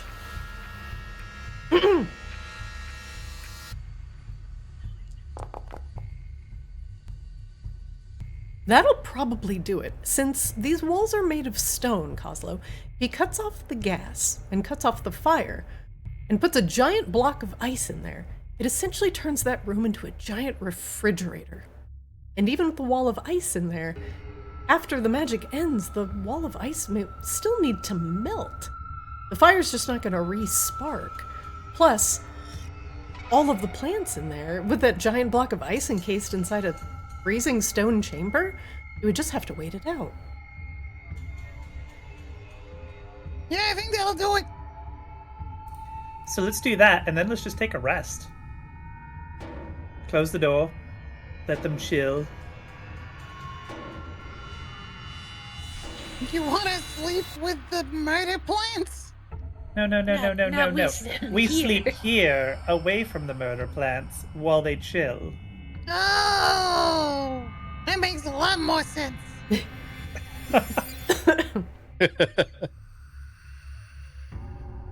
okay, so I'm making a wall of ice on the fire, and then where's the vent at?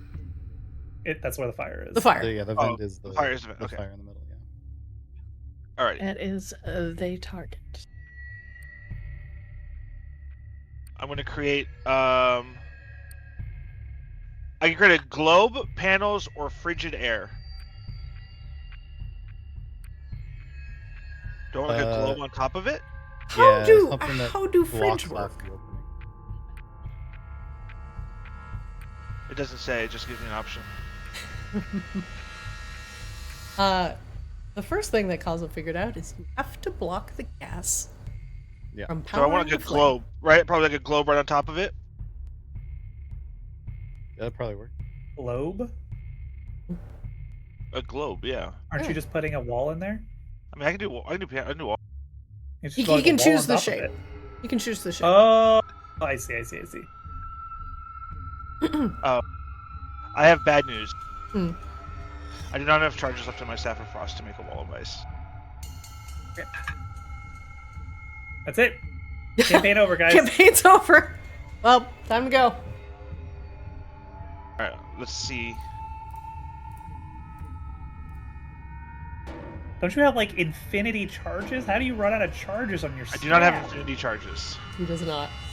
You have so many.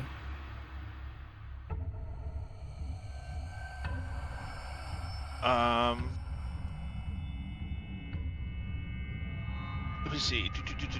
Tidal wave. Let's see.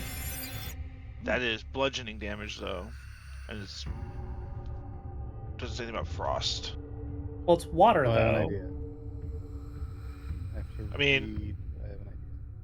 Doesn't we it can say try something that. about putting out non-magical flames? Does it say anything about that? Usually the watery type spells do. Extinguishing unprotected flames in this area within 30 feet of it.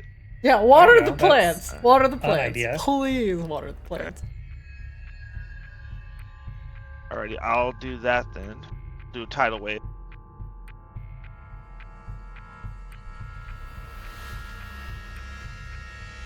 Upcasted because I don't have enough spell slot. As soon as he does the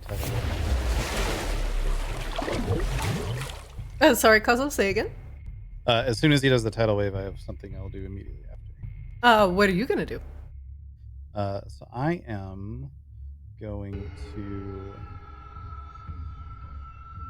use minor illusion from my Dreamweaver's blessing, and as soon as the water goes into the opening of the thing, I'm going to make an illusion of like a clamped on lid, and I'm going to make it real. Oh, there we go. Oh. All right. So the water from the tidal wave goes in, Kozlo conjures a lid and slaps it on top of the pipe. While Seaswab waters the plants, Kozlo, you make a lid. If they become 3 times the size, I'm quitting. Well, Krabella, it's been nice noticing you, or knowing you, because God. the plants, since they have been so devoid of moisture, they love the water. In fact, it's like a monsoon rain, and many of the plants begin to grow in size. Damn it, I said no water. I ADHD for 10 seconds.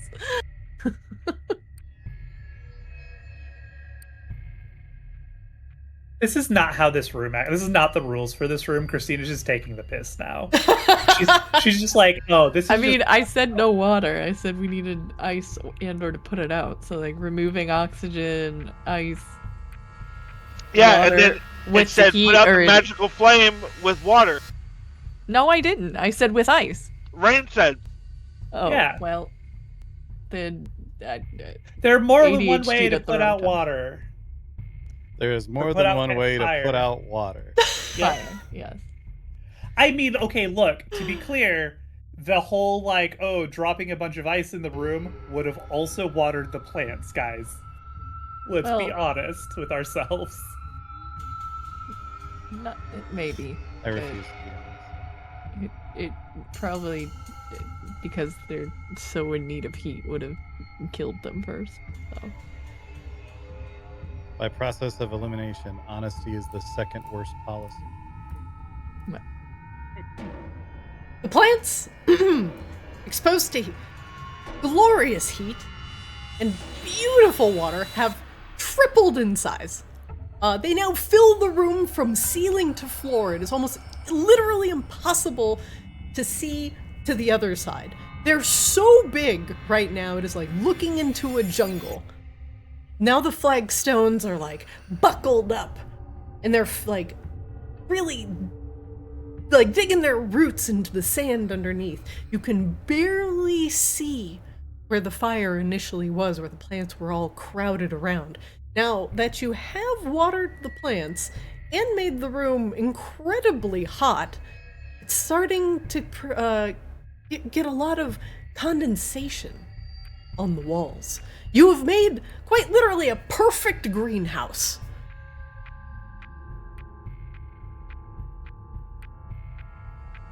So they get so hot that they water themselves. No, you watered them. You literally And now they're in an infinite loop of watering themselves because it's so hot that they're creating water. Mm-hmm. Yeah, it's starting to drip from the ceiling a little bit. In fact, the whole room is just gloriously cloudy. All the fog and the condensation. Rain, I will allow you to make a nature check.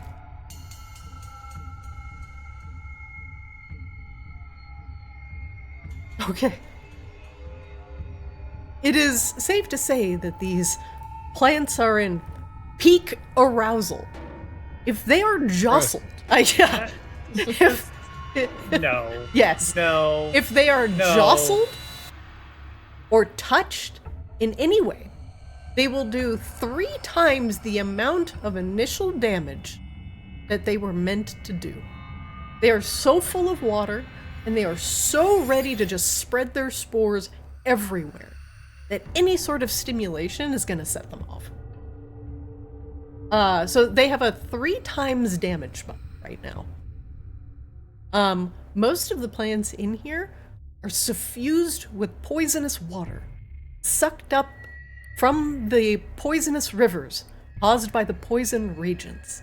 And these plants have now suffused it inside of themselves, each one potentially exploding into a massive gout of acidic poison.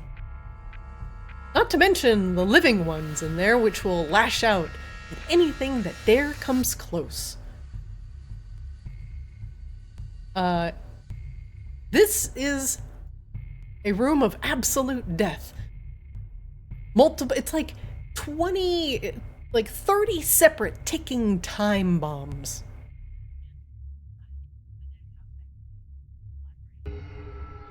Though they are extremely Guys, why don't you just susceptible leave? to cold. Like I said, I think this is the end of the campaign, y'all. We can just leave, go retire back to Madronox, no more adventures, you know. Yeah, we don't need the Green Abishai for anything. We stopped the fuckers getting here. We didn't need to do any of this. Cressita's like, let me build a gigantic dungeon around this guy. We don't need him. This is optional. This is an optional side quest. Nobody cares. Let's leave his ass here. I think actually he's a lot harder to get at now than when we found him. Mission accomplished, everyone. I mean, the other option that I have, now that it is, well, there's a cap on the thing, I could just Sorcerer's Burst and just go around the room, Sorcerer's Bursting everything is cold. But is that going to make them explode now? C-Swab, I just have a random question. Actually, first, make me a wisdom saving throw. Oh! Wisdom. Yeah.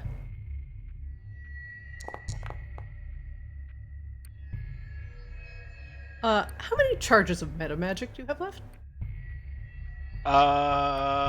6.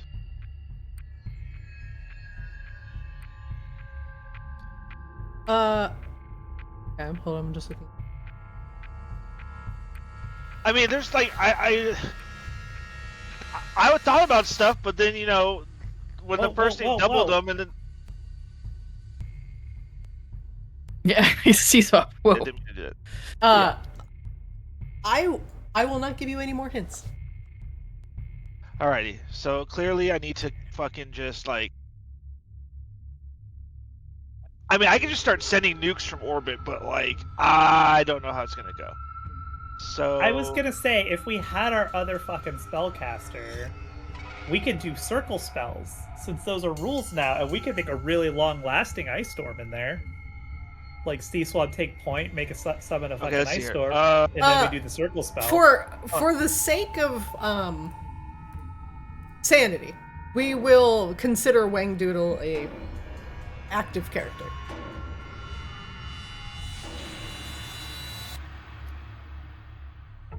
If that is the route you wish. I could also just hurl a Dark Star in there, and we can close the fucking doors, and we can take our nap like I said we could, 20 minutes ago. Okay, so here's some options I can firestorm, but make it an ice storm. But like, I'd have to take a long rest after that.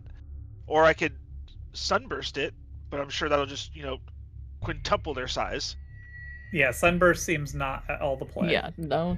So- Sun and water. Give them water, Even- heat, and sun. Surely Even- that will kill the plants. Even though these are plants that are literally underground You know with what? no Fine, you know what? actual sunlight. I'm sending it. Here you go. Transmuted spell. Transmuted. Here comes a fucking where is it? Here comes a fucking firestorm, but it's not a firestorm. It's How long ice. does it last? I was gonna Not very say- long, but I'm Well, that just was what I was gonna say. Like, we can do circle casting if that's what you want to do. it didn't let me set my template correctly. It's fine. I'm assuming they're all going to go in the room. Yes. Rain takes a few big steps back and puts this pillar in between her and the room for direct line of sight. C-Swab, tell me what you're doing. Alright.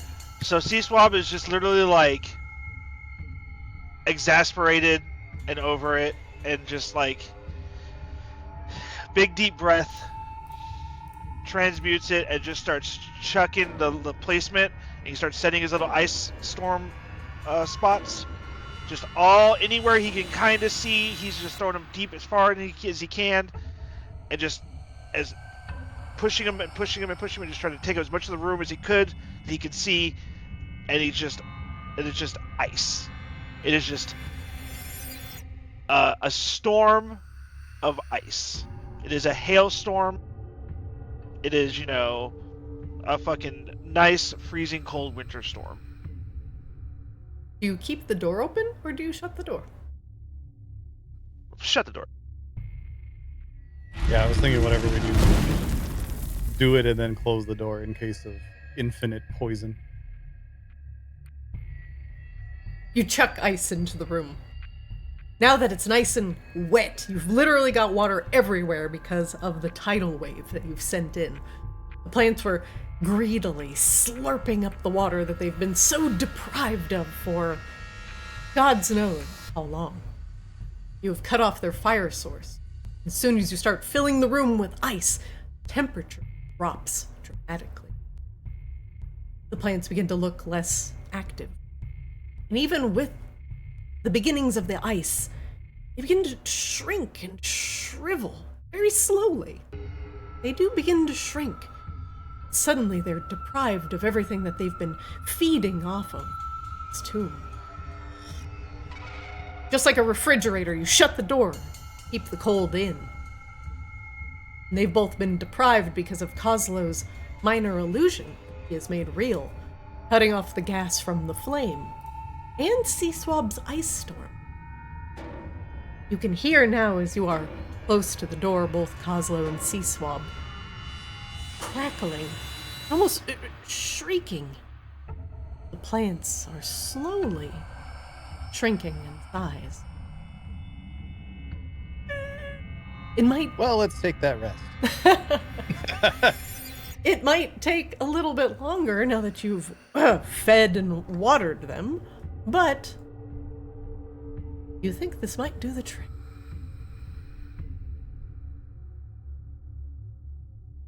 Rain, you might be able to come out now.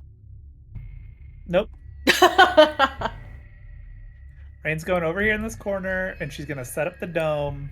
She's taking a fucking long rest. Here.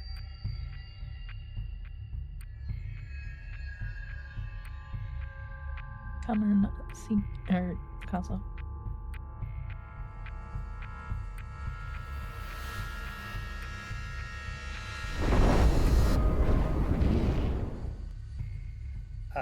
Once Rain has her dome set up, she is actually going to use her 9th level spell slot to cast Wish and turn it into summoning back her simulacrum instead.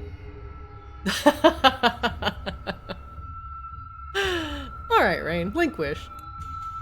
Hang on, I have to go through all of the spells.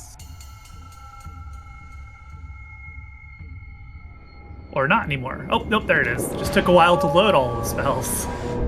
The cool thing about Wish, though, is when you do it to duplicate a spell, it does not consume any reagents. So I can summon my Simulacrum for free. Sort of free. Still costs my 9th level spell slot, but since we're resting. You should still tell Wayne Doodle that he owes you 5,000 gold. Oh yeah, I'm not telling any of you guys. Yeah, no. There's 4 simulacrums. I don't know. I'll pick the first one. Okay.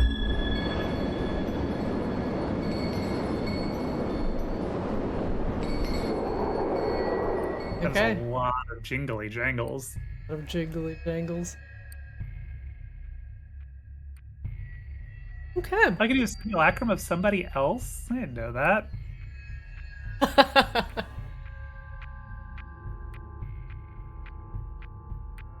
How long do you all rest for? I think we need a long rest at this point, right, guys? Like, I definitely need a long rest.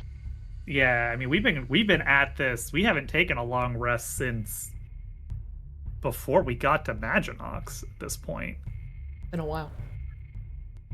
It's been a while. It's been a while. Okay. You've all been very thorough in cleaning out the Tomb of the Prophet.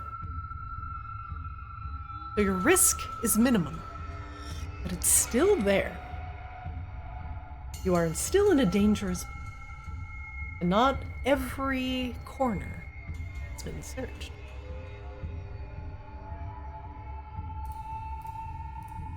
We will make 4 wandering monster checks. We'll have C-Swab do this. And C-Swab, you roll. he does need to redeem himself. You do need to redeem yourself. You roll a 20. There will be a wandering monster. Otherwise, you can take a long rest. That's your first one. These rolls cannot be modified in any way. But cannot bane him and make him minus 1d4.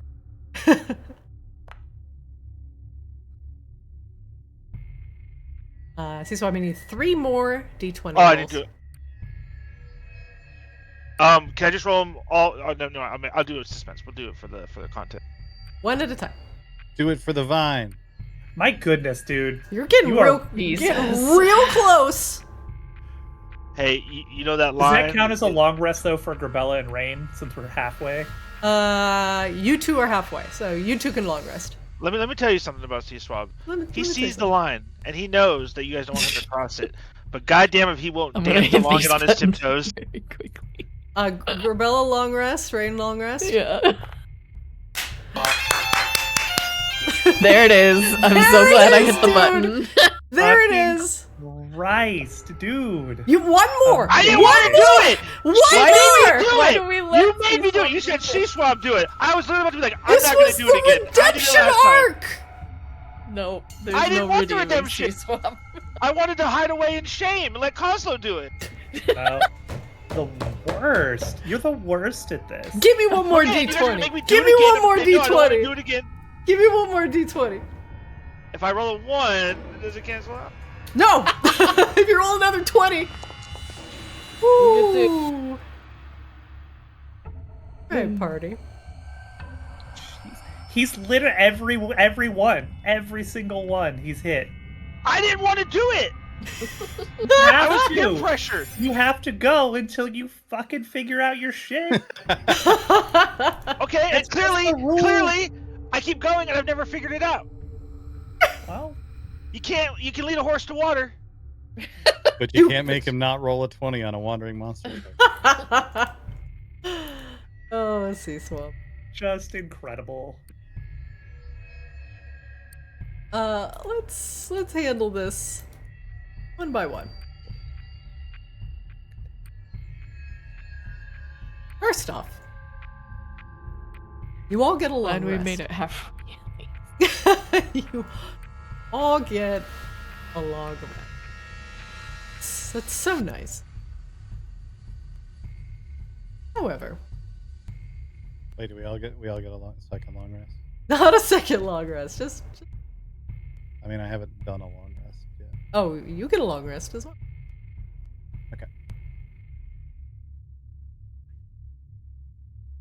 I don't think a second long rest would mean anything anyway.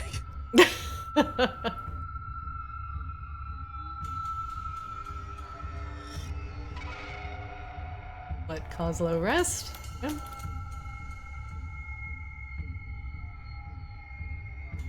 All right. Finally. Peace. Uh, Quiet. Yes, Rain. While we're long resting, can we also identify the we have a couple.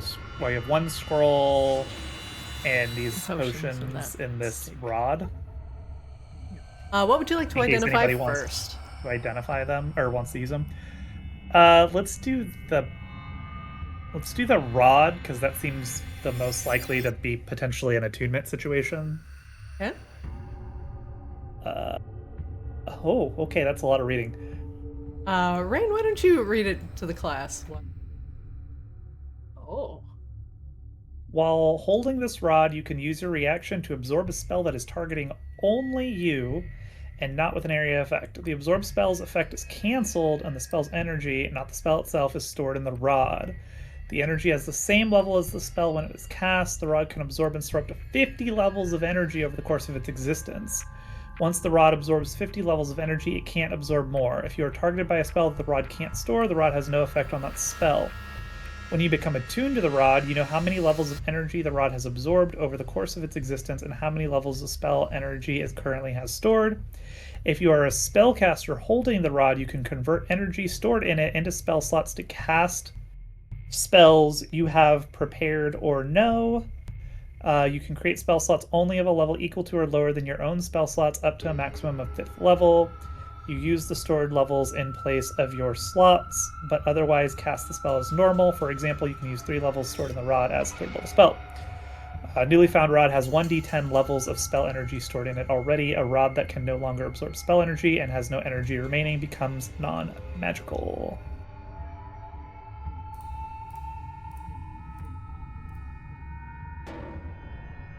I mean, that's pretty sick Yeah. for any of you guys, actually. I think it's gonna have to be a give to Artificer and let them squish with something type of situation. I mean, or sea Or swab. squish other things together. Yeah, if Sea Swab has one. Yeah. I mean, I don't have a way to take an existing magical item and squish it into something. I can duplicate magical items. Well, yeah, I think it's if somebody has a resonant gem, they could Oh yeah. they could combine stuff. It would definitely be a good combine with any My number of staff of things. frost, but Yeah, actually, that's not a bad idea too. Okay, so I think we should also figure this out when Wingdoodle's back, probably, unless anybody wants to attune to it right now. Nah. And then I have a scroll and then 2 potions, which are apparently non-magical, but they might be useful. What would you like to identify? Oh, and there's next? this book actually. Sorry, let's do the book. Let's do the book next, since that also might be a thing.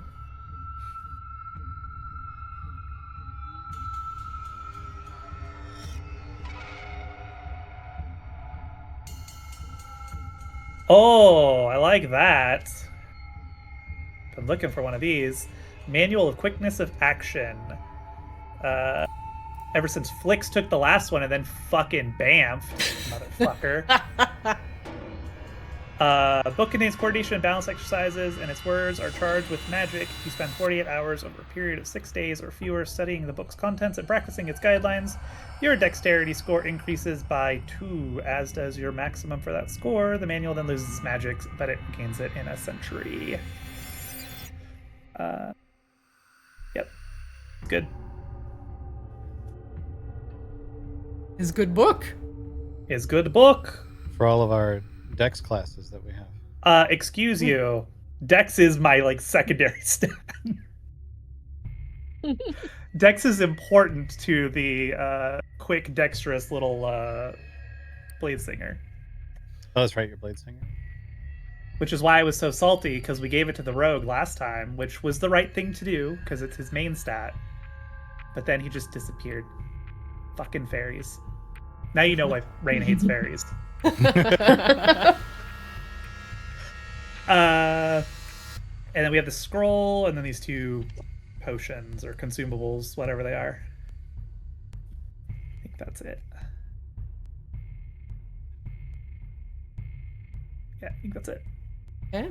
What would you like to do next? We'll do the scroll and then the 2 potions. This is a scroll of mass suggestion. Oh, Grabella's gonna hate that. The mind manipulation tactics that you've seen throughout the Tomb of the Prophet, written on this scroll. If only we had gone this direction first, maybe we would have had an idea of what to expect, you guys. Let's do the consumables, and that's it. This is a vial of purple worm poison. An extremely potent poison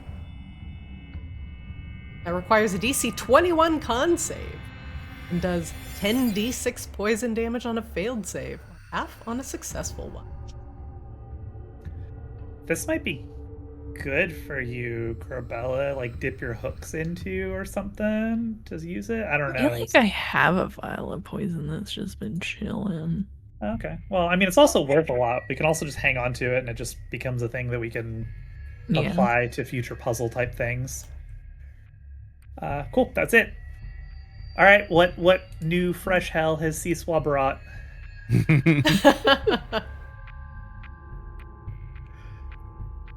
Does anybody want this rod for now to attune to it, like Seeswab or Kozlo, or nah, you're good, and we'll just figure it out. Well, I mean, I guess theoretically I could attune to it now and unattune my Staff of Frost and then worry about it later, right? Yeah. Is that a thing that you want to do? I'm not trying to pressure anybody. I just if it's gonna be useful... I think I'll hold on to Staff of Frost just in case there's more fucking plants. Okay, totally fine. Yeah, I just don't want... If we can use something, I don't want to just sit in a bag, right? Then Christina's gonna make, Plant of Lightning fucking spell that gets bigger with frost, so...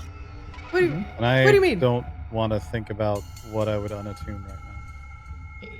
Yeah, that seems reasonable. That would take me the rest of the session. Oh, what do you mean? What do you mean?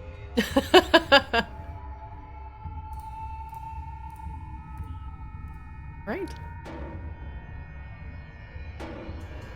You all are rested. You feel like all has gone well. You are comfortable inside of the dome. And you and your friends not bothered. Until you all make me a perception check. Everybody? Mm-hmm.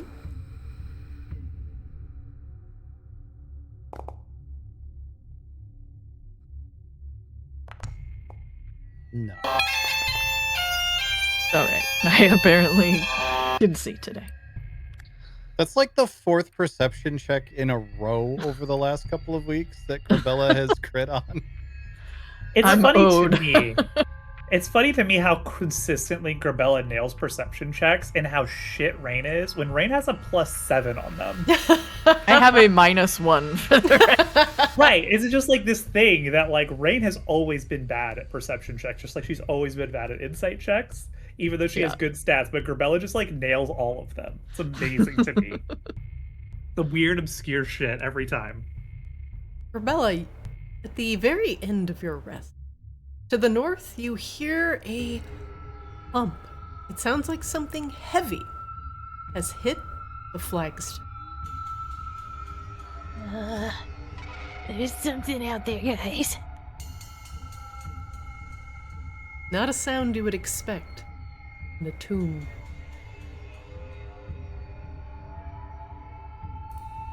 Your rest is complete.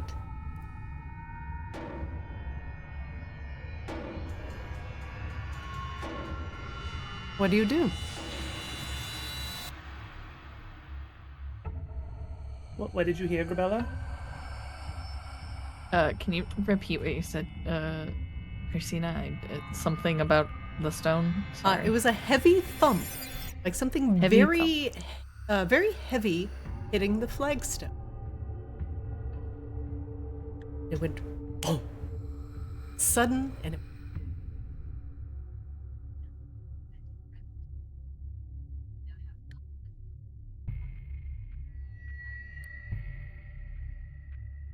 Those things. Where? It's towards one of the stones, I think? it was to the north. Yeah. The north. So like on the other side of the doors we closed? Potentially. I'm done. I just deleted my cannon so that I could get my cannon out.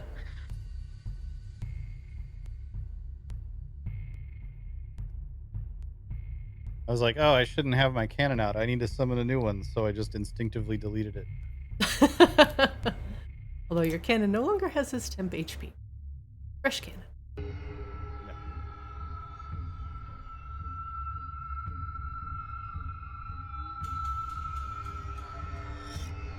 What do you all do? I don't know why, I just get this weird feeling that we should make Sea Swab go figure out what it is. Just like a feeling I have. It was the north door that we closed with the plants, right? Mm-hmm. Yeah. Did the door open inwards or outwards? Like to me or away from me? Towards you. Towards me? Alright, so he's definitely gonna like pull it like so that he is behind the door when it opens. Mm-hmm. So I'm gonna So it sprays all of us? You're making me open the door, hell yeah! Rain and Rain Simulacrum go behind the pillar. Room is empty. There's only cracks remaining where the plants used to be.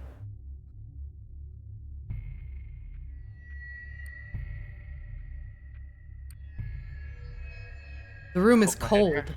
Bitingly cold. Like a refrigerator. Inside, you see 3 doors. One to the north, one to the west, one to the east. And one to the south, the one we came in. Okay. Is this the direction we thought we had the thumping? Or you thought you had the thumping, Grabella? Yeah.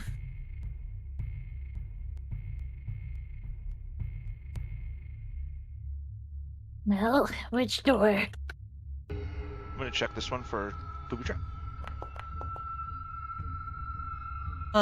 This door is not trapped, but it has no visible handle.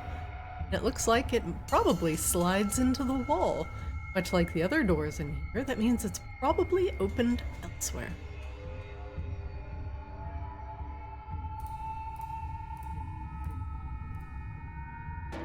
So we can't even open these doors. Just the north one.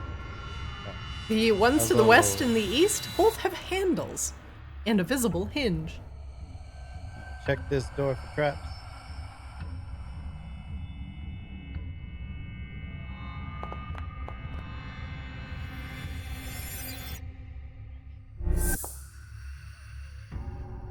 It doesn't. The door seems. Sandstone door actually looks relatively new, and it has a metal handle attached to it. What about you, Sea Swab? The two doors on the west and the east are identical. Sandstone, relatively plain, a metal handle.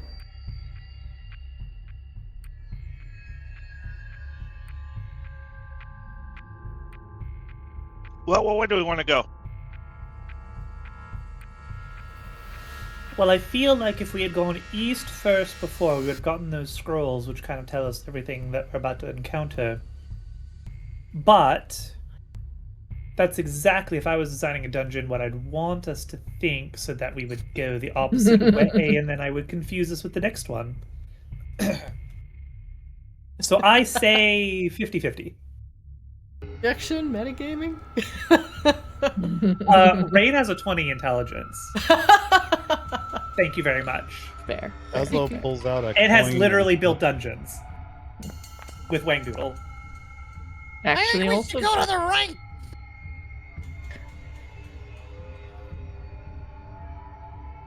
I like that you rolled for it, but you didn't call it in the air. So just like you rolled the you flipped the coin and then just make it a call. Well, I had mentally decided that one was left. 1, 2, 3, go! Door opens into a hallway. Relatively empty. Here, you can see dilapidated barrels, old crates that are rotting away.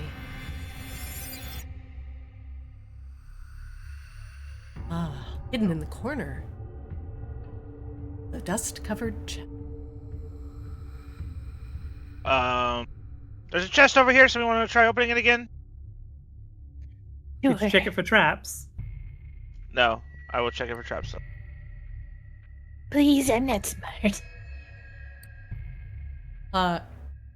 Sea Swab, the floor looks strange here. There is a perfectly square tile right in front of the chest. And it looks like it's the seam on one side. It's slightly more wide than it is on the other. You have a feeling this is a pit trap.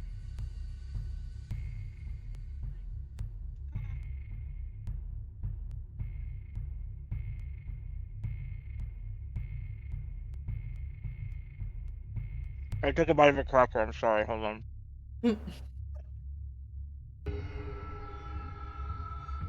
Do you want a cracker?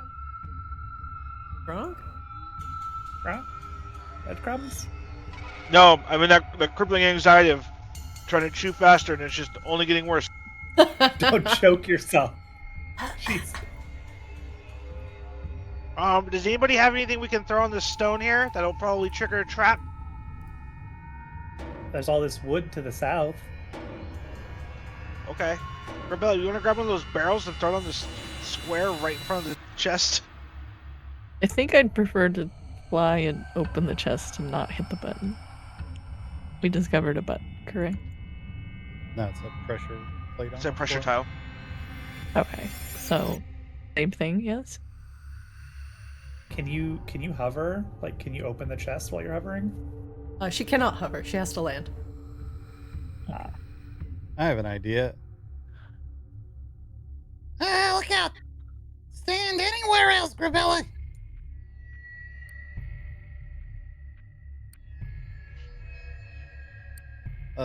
Kozlo will attempt to make sure this works the way I think it does.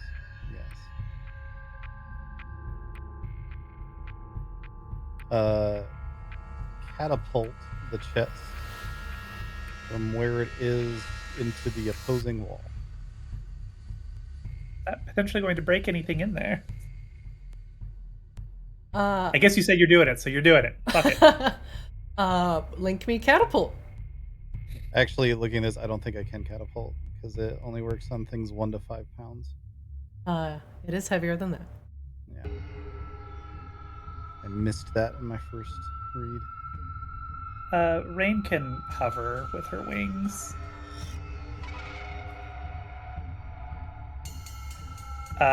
So Rain is going to hover and not touch the plate. Okay. Do I need to switch it to fly? You need to just set your height to at least 5 feet. But no taller than 10 feet. Ceiling maximum. That's fine. Rain just tucks her legs in, but stays otherwise approximately the same height. Ta-da.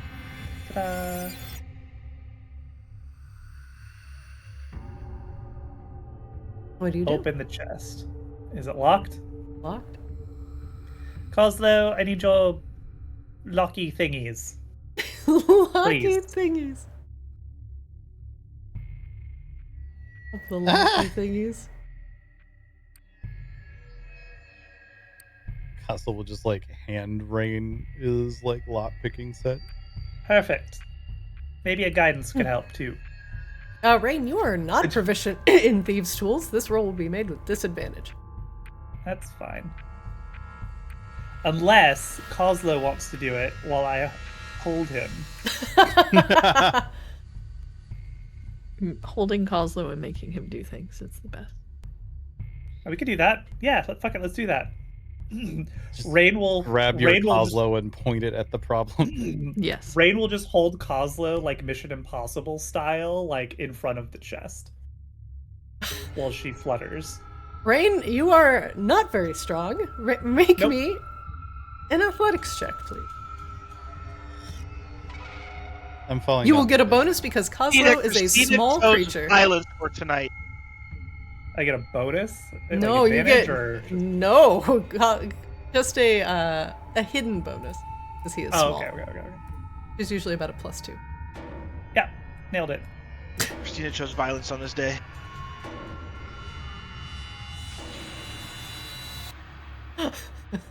Before. Oh, you want fire-growing plants? Here you go. Coslow, make me a dexterity save.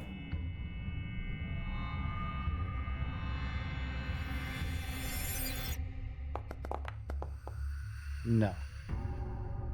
My god. Rain, you get a great idea.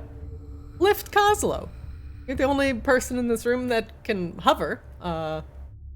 So why not? He's so small. And you have a strength of 8. That's an average human strength. He's so small. The only thing you could barely hold like an iPhone out in front You're of saying you. I can't hold a toddler? Rain is not sufficiently He's strong a enough to hold a fat toddler. He is a toddler with a fat ass. Apparently, Coslow has a really dense head. Just So so you- much. You could density probably of it. just hold him by his head and he would just dangle a little He bit. is also carrying like 7 entire armories worth of bombs and shit. Oh, okay. That actually makes a lot of sense. That's the math that Rain didn't do in her head. Coslow I was also like, does Jesus, not why do you own. weigh so much? He does not own a bag of holding, by the way. Yeah, I'm So- just carrying a lot of shit. If we did not, since I kind of hand wave encumbrance, Coslow has 250 pounds of equipment on him. Jesus Lord. He should only have Right. 150. So he's a 250-pound toddler. Rain can't even get him off the ground to start with. Then So- Rain can't lift that much. Well, we definitely discovered How do that you with have- a 4 athletics check. Yeah, 150 pounds. I only have 153. that's funny. So Yeah, Just yeah, Rain I can't hand hold wave carrying encumbrance, Adamantine plate armor. I don't but know why. he is carrying a full suit of adamantine plate armor Why? I don't know. because We the have a DM bag is of hand waved holding for encumbrance. That doesn't mean he weighs nothing. So Rain, You literally weigh over double what Rain actually can even carry. I'm gonna go through Coslow's pockets and take. I'm also That's- carrying an adamantine 100 bar for some reason. I can take 127 pounds from you right now. He's gonna land in this spike trap, and it's gonna be like fucking Sonic the Hedgehog. All the rings are gonna pop out. I can see Coslow's character like making the face too of just like ah. No! Yeah. No, Kazo, I think, is on his way to go meet Azrael. I am genuinely sorry, Josh. Not Kozlo. I'm sorry, Josh. I did not think this through because I did not realize these things. But I do apologize for what is about to happen to you. Spring gets a good idea. Because she has intelligence 20, mind you, that I've been reminded. So, she tries... She outsmarted her damn self. I think this is Damn. perfect. Damn. She's arrogant, intelligence 20. Exactly. Nail it. You try to pick up And the toddler nailed Kozlo. by his little pitties. Grabella's done it a million times before. Why can't you? Sure. But he's Easy. He's slippery. He's sweaty. He's gooey. Oh, and he's gooey. Greased up. Slippery. And he's carrying 250 pounds of just random shit. Why are you sticky? So you kind He's of always sticky. you hover, sure, but your arms don't. So you lift him over the pit trap, and you're like, and you drop him, just literally on the pit trap. Kozlo doesn't save, so he falls in the pit trap. Kozlo, you fall about 30 feet down. With a resounding thud. And you hear the rings, the Sonic the Hedgehog rings. They all leave him at the same time. A couple of them roll onto the flagstone at Rain's feet. Kozlo, you are going to take, first off, because I have made falling damage more in this campaign, I've said it a few times, you're going to take 3d10 worth of falling damage. Then you're going to take piercing damage from the pit trap, which is going to be 6d8. We're going to do 3d10 and 6d8. Do I have... Kozlo, you take 44 points of damage. Oh my god. Remember when Rain said we should just go back and stop playing? That was probably the right call. We don't even Kozlo, need this guy. I need you to roll a d20 for every 10 feet that you fall. You have a potential to break something in your bags. You've fallen 30 feet, so on a 1, 2, or a 3, something random breaks in your bags. Christina just wants to explode him as well. That's fucking rude. Okay. One more. Whew. At least he's Nothing fast. breaks in your bags. I Except your successfully have bones. managed to not break the entire suit of heavy adamantine plate armor I'm carrying for some reason. Why didn't we put that down over the flagstone so it just like blocks the spikes at the bottom? I No don't one know. knows. My inventory is like archaeology. You never I know can tell what's you in why, there. Rain. I can tell you why. I was like, hey, let's put these fucking bricks or these fucking fucked up barrels on it. And somebody's like, no, it's okay. I'll just hover over it and hold Kozlo. To be fair, I did tell you to put like the planks of wood over it to start with.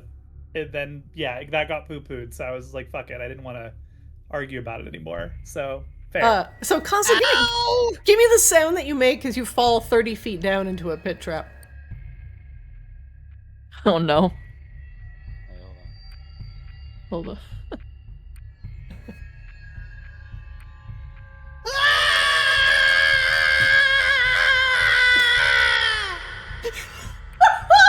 I muted so we didn't have to hear it twice. That was incredible.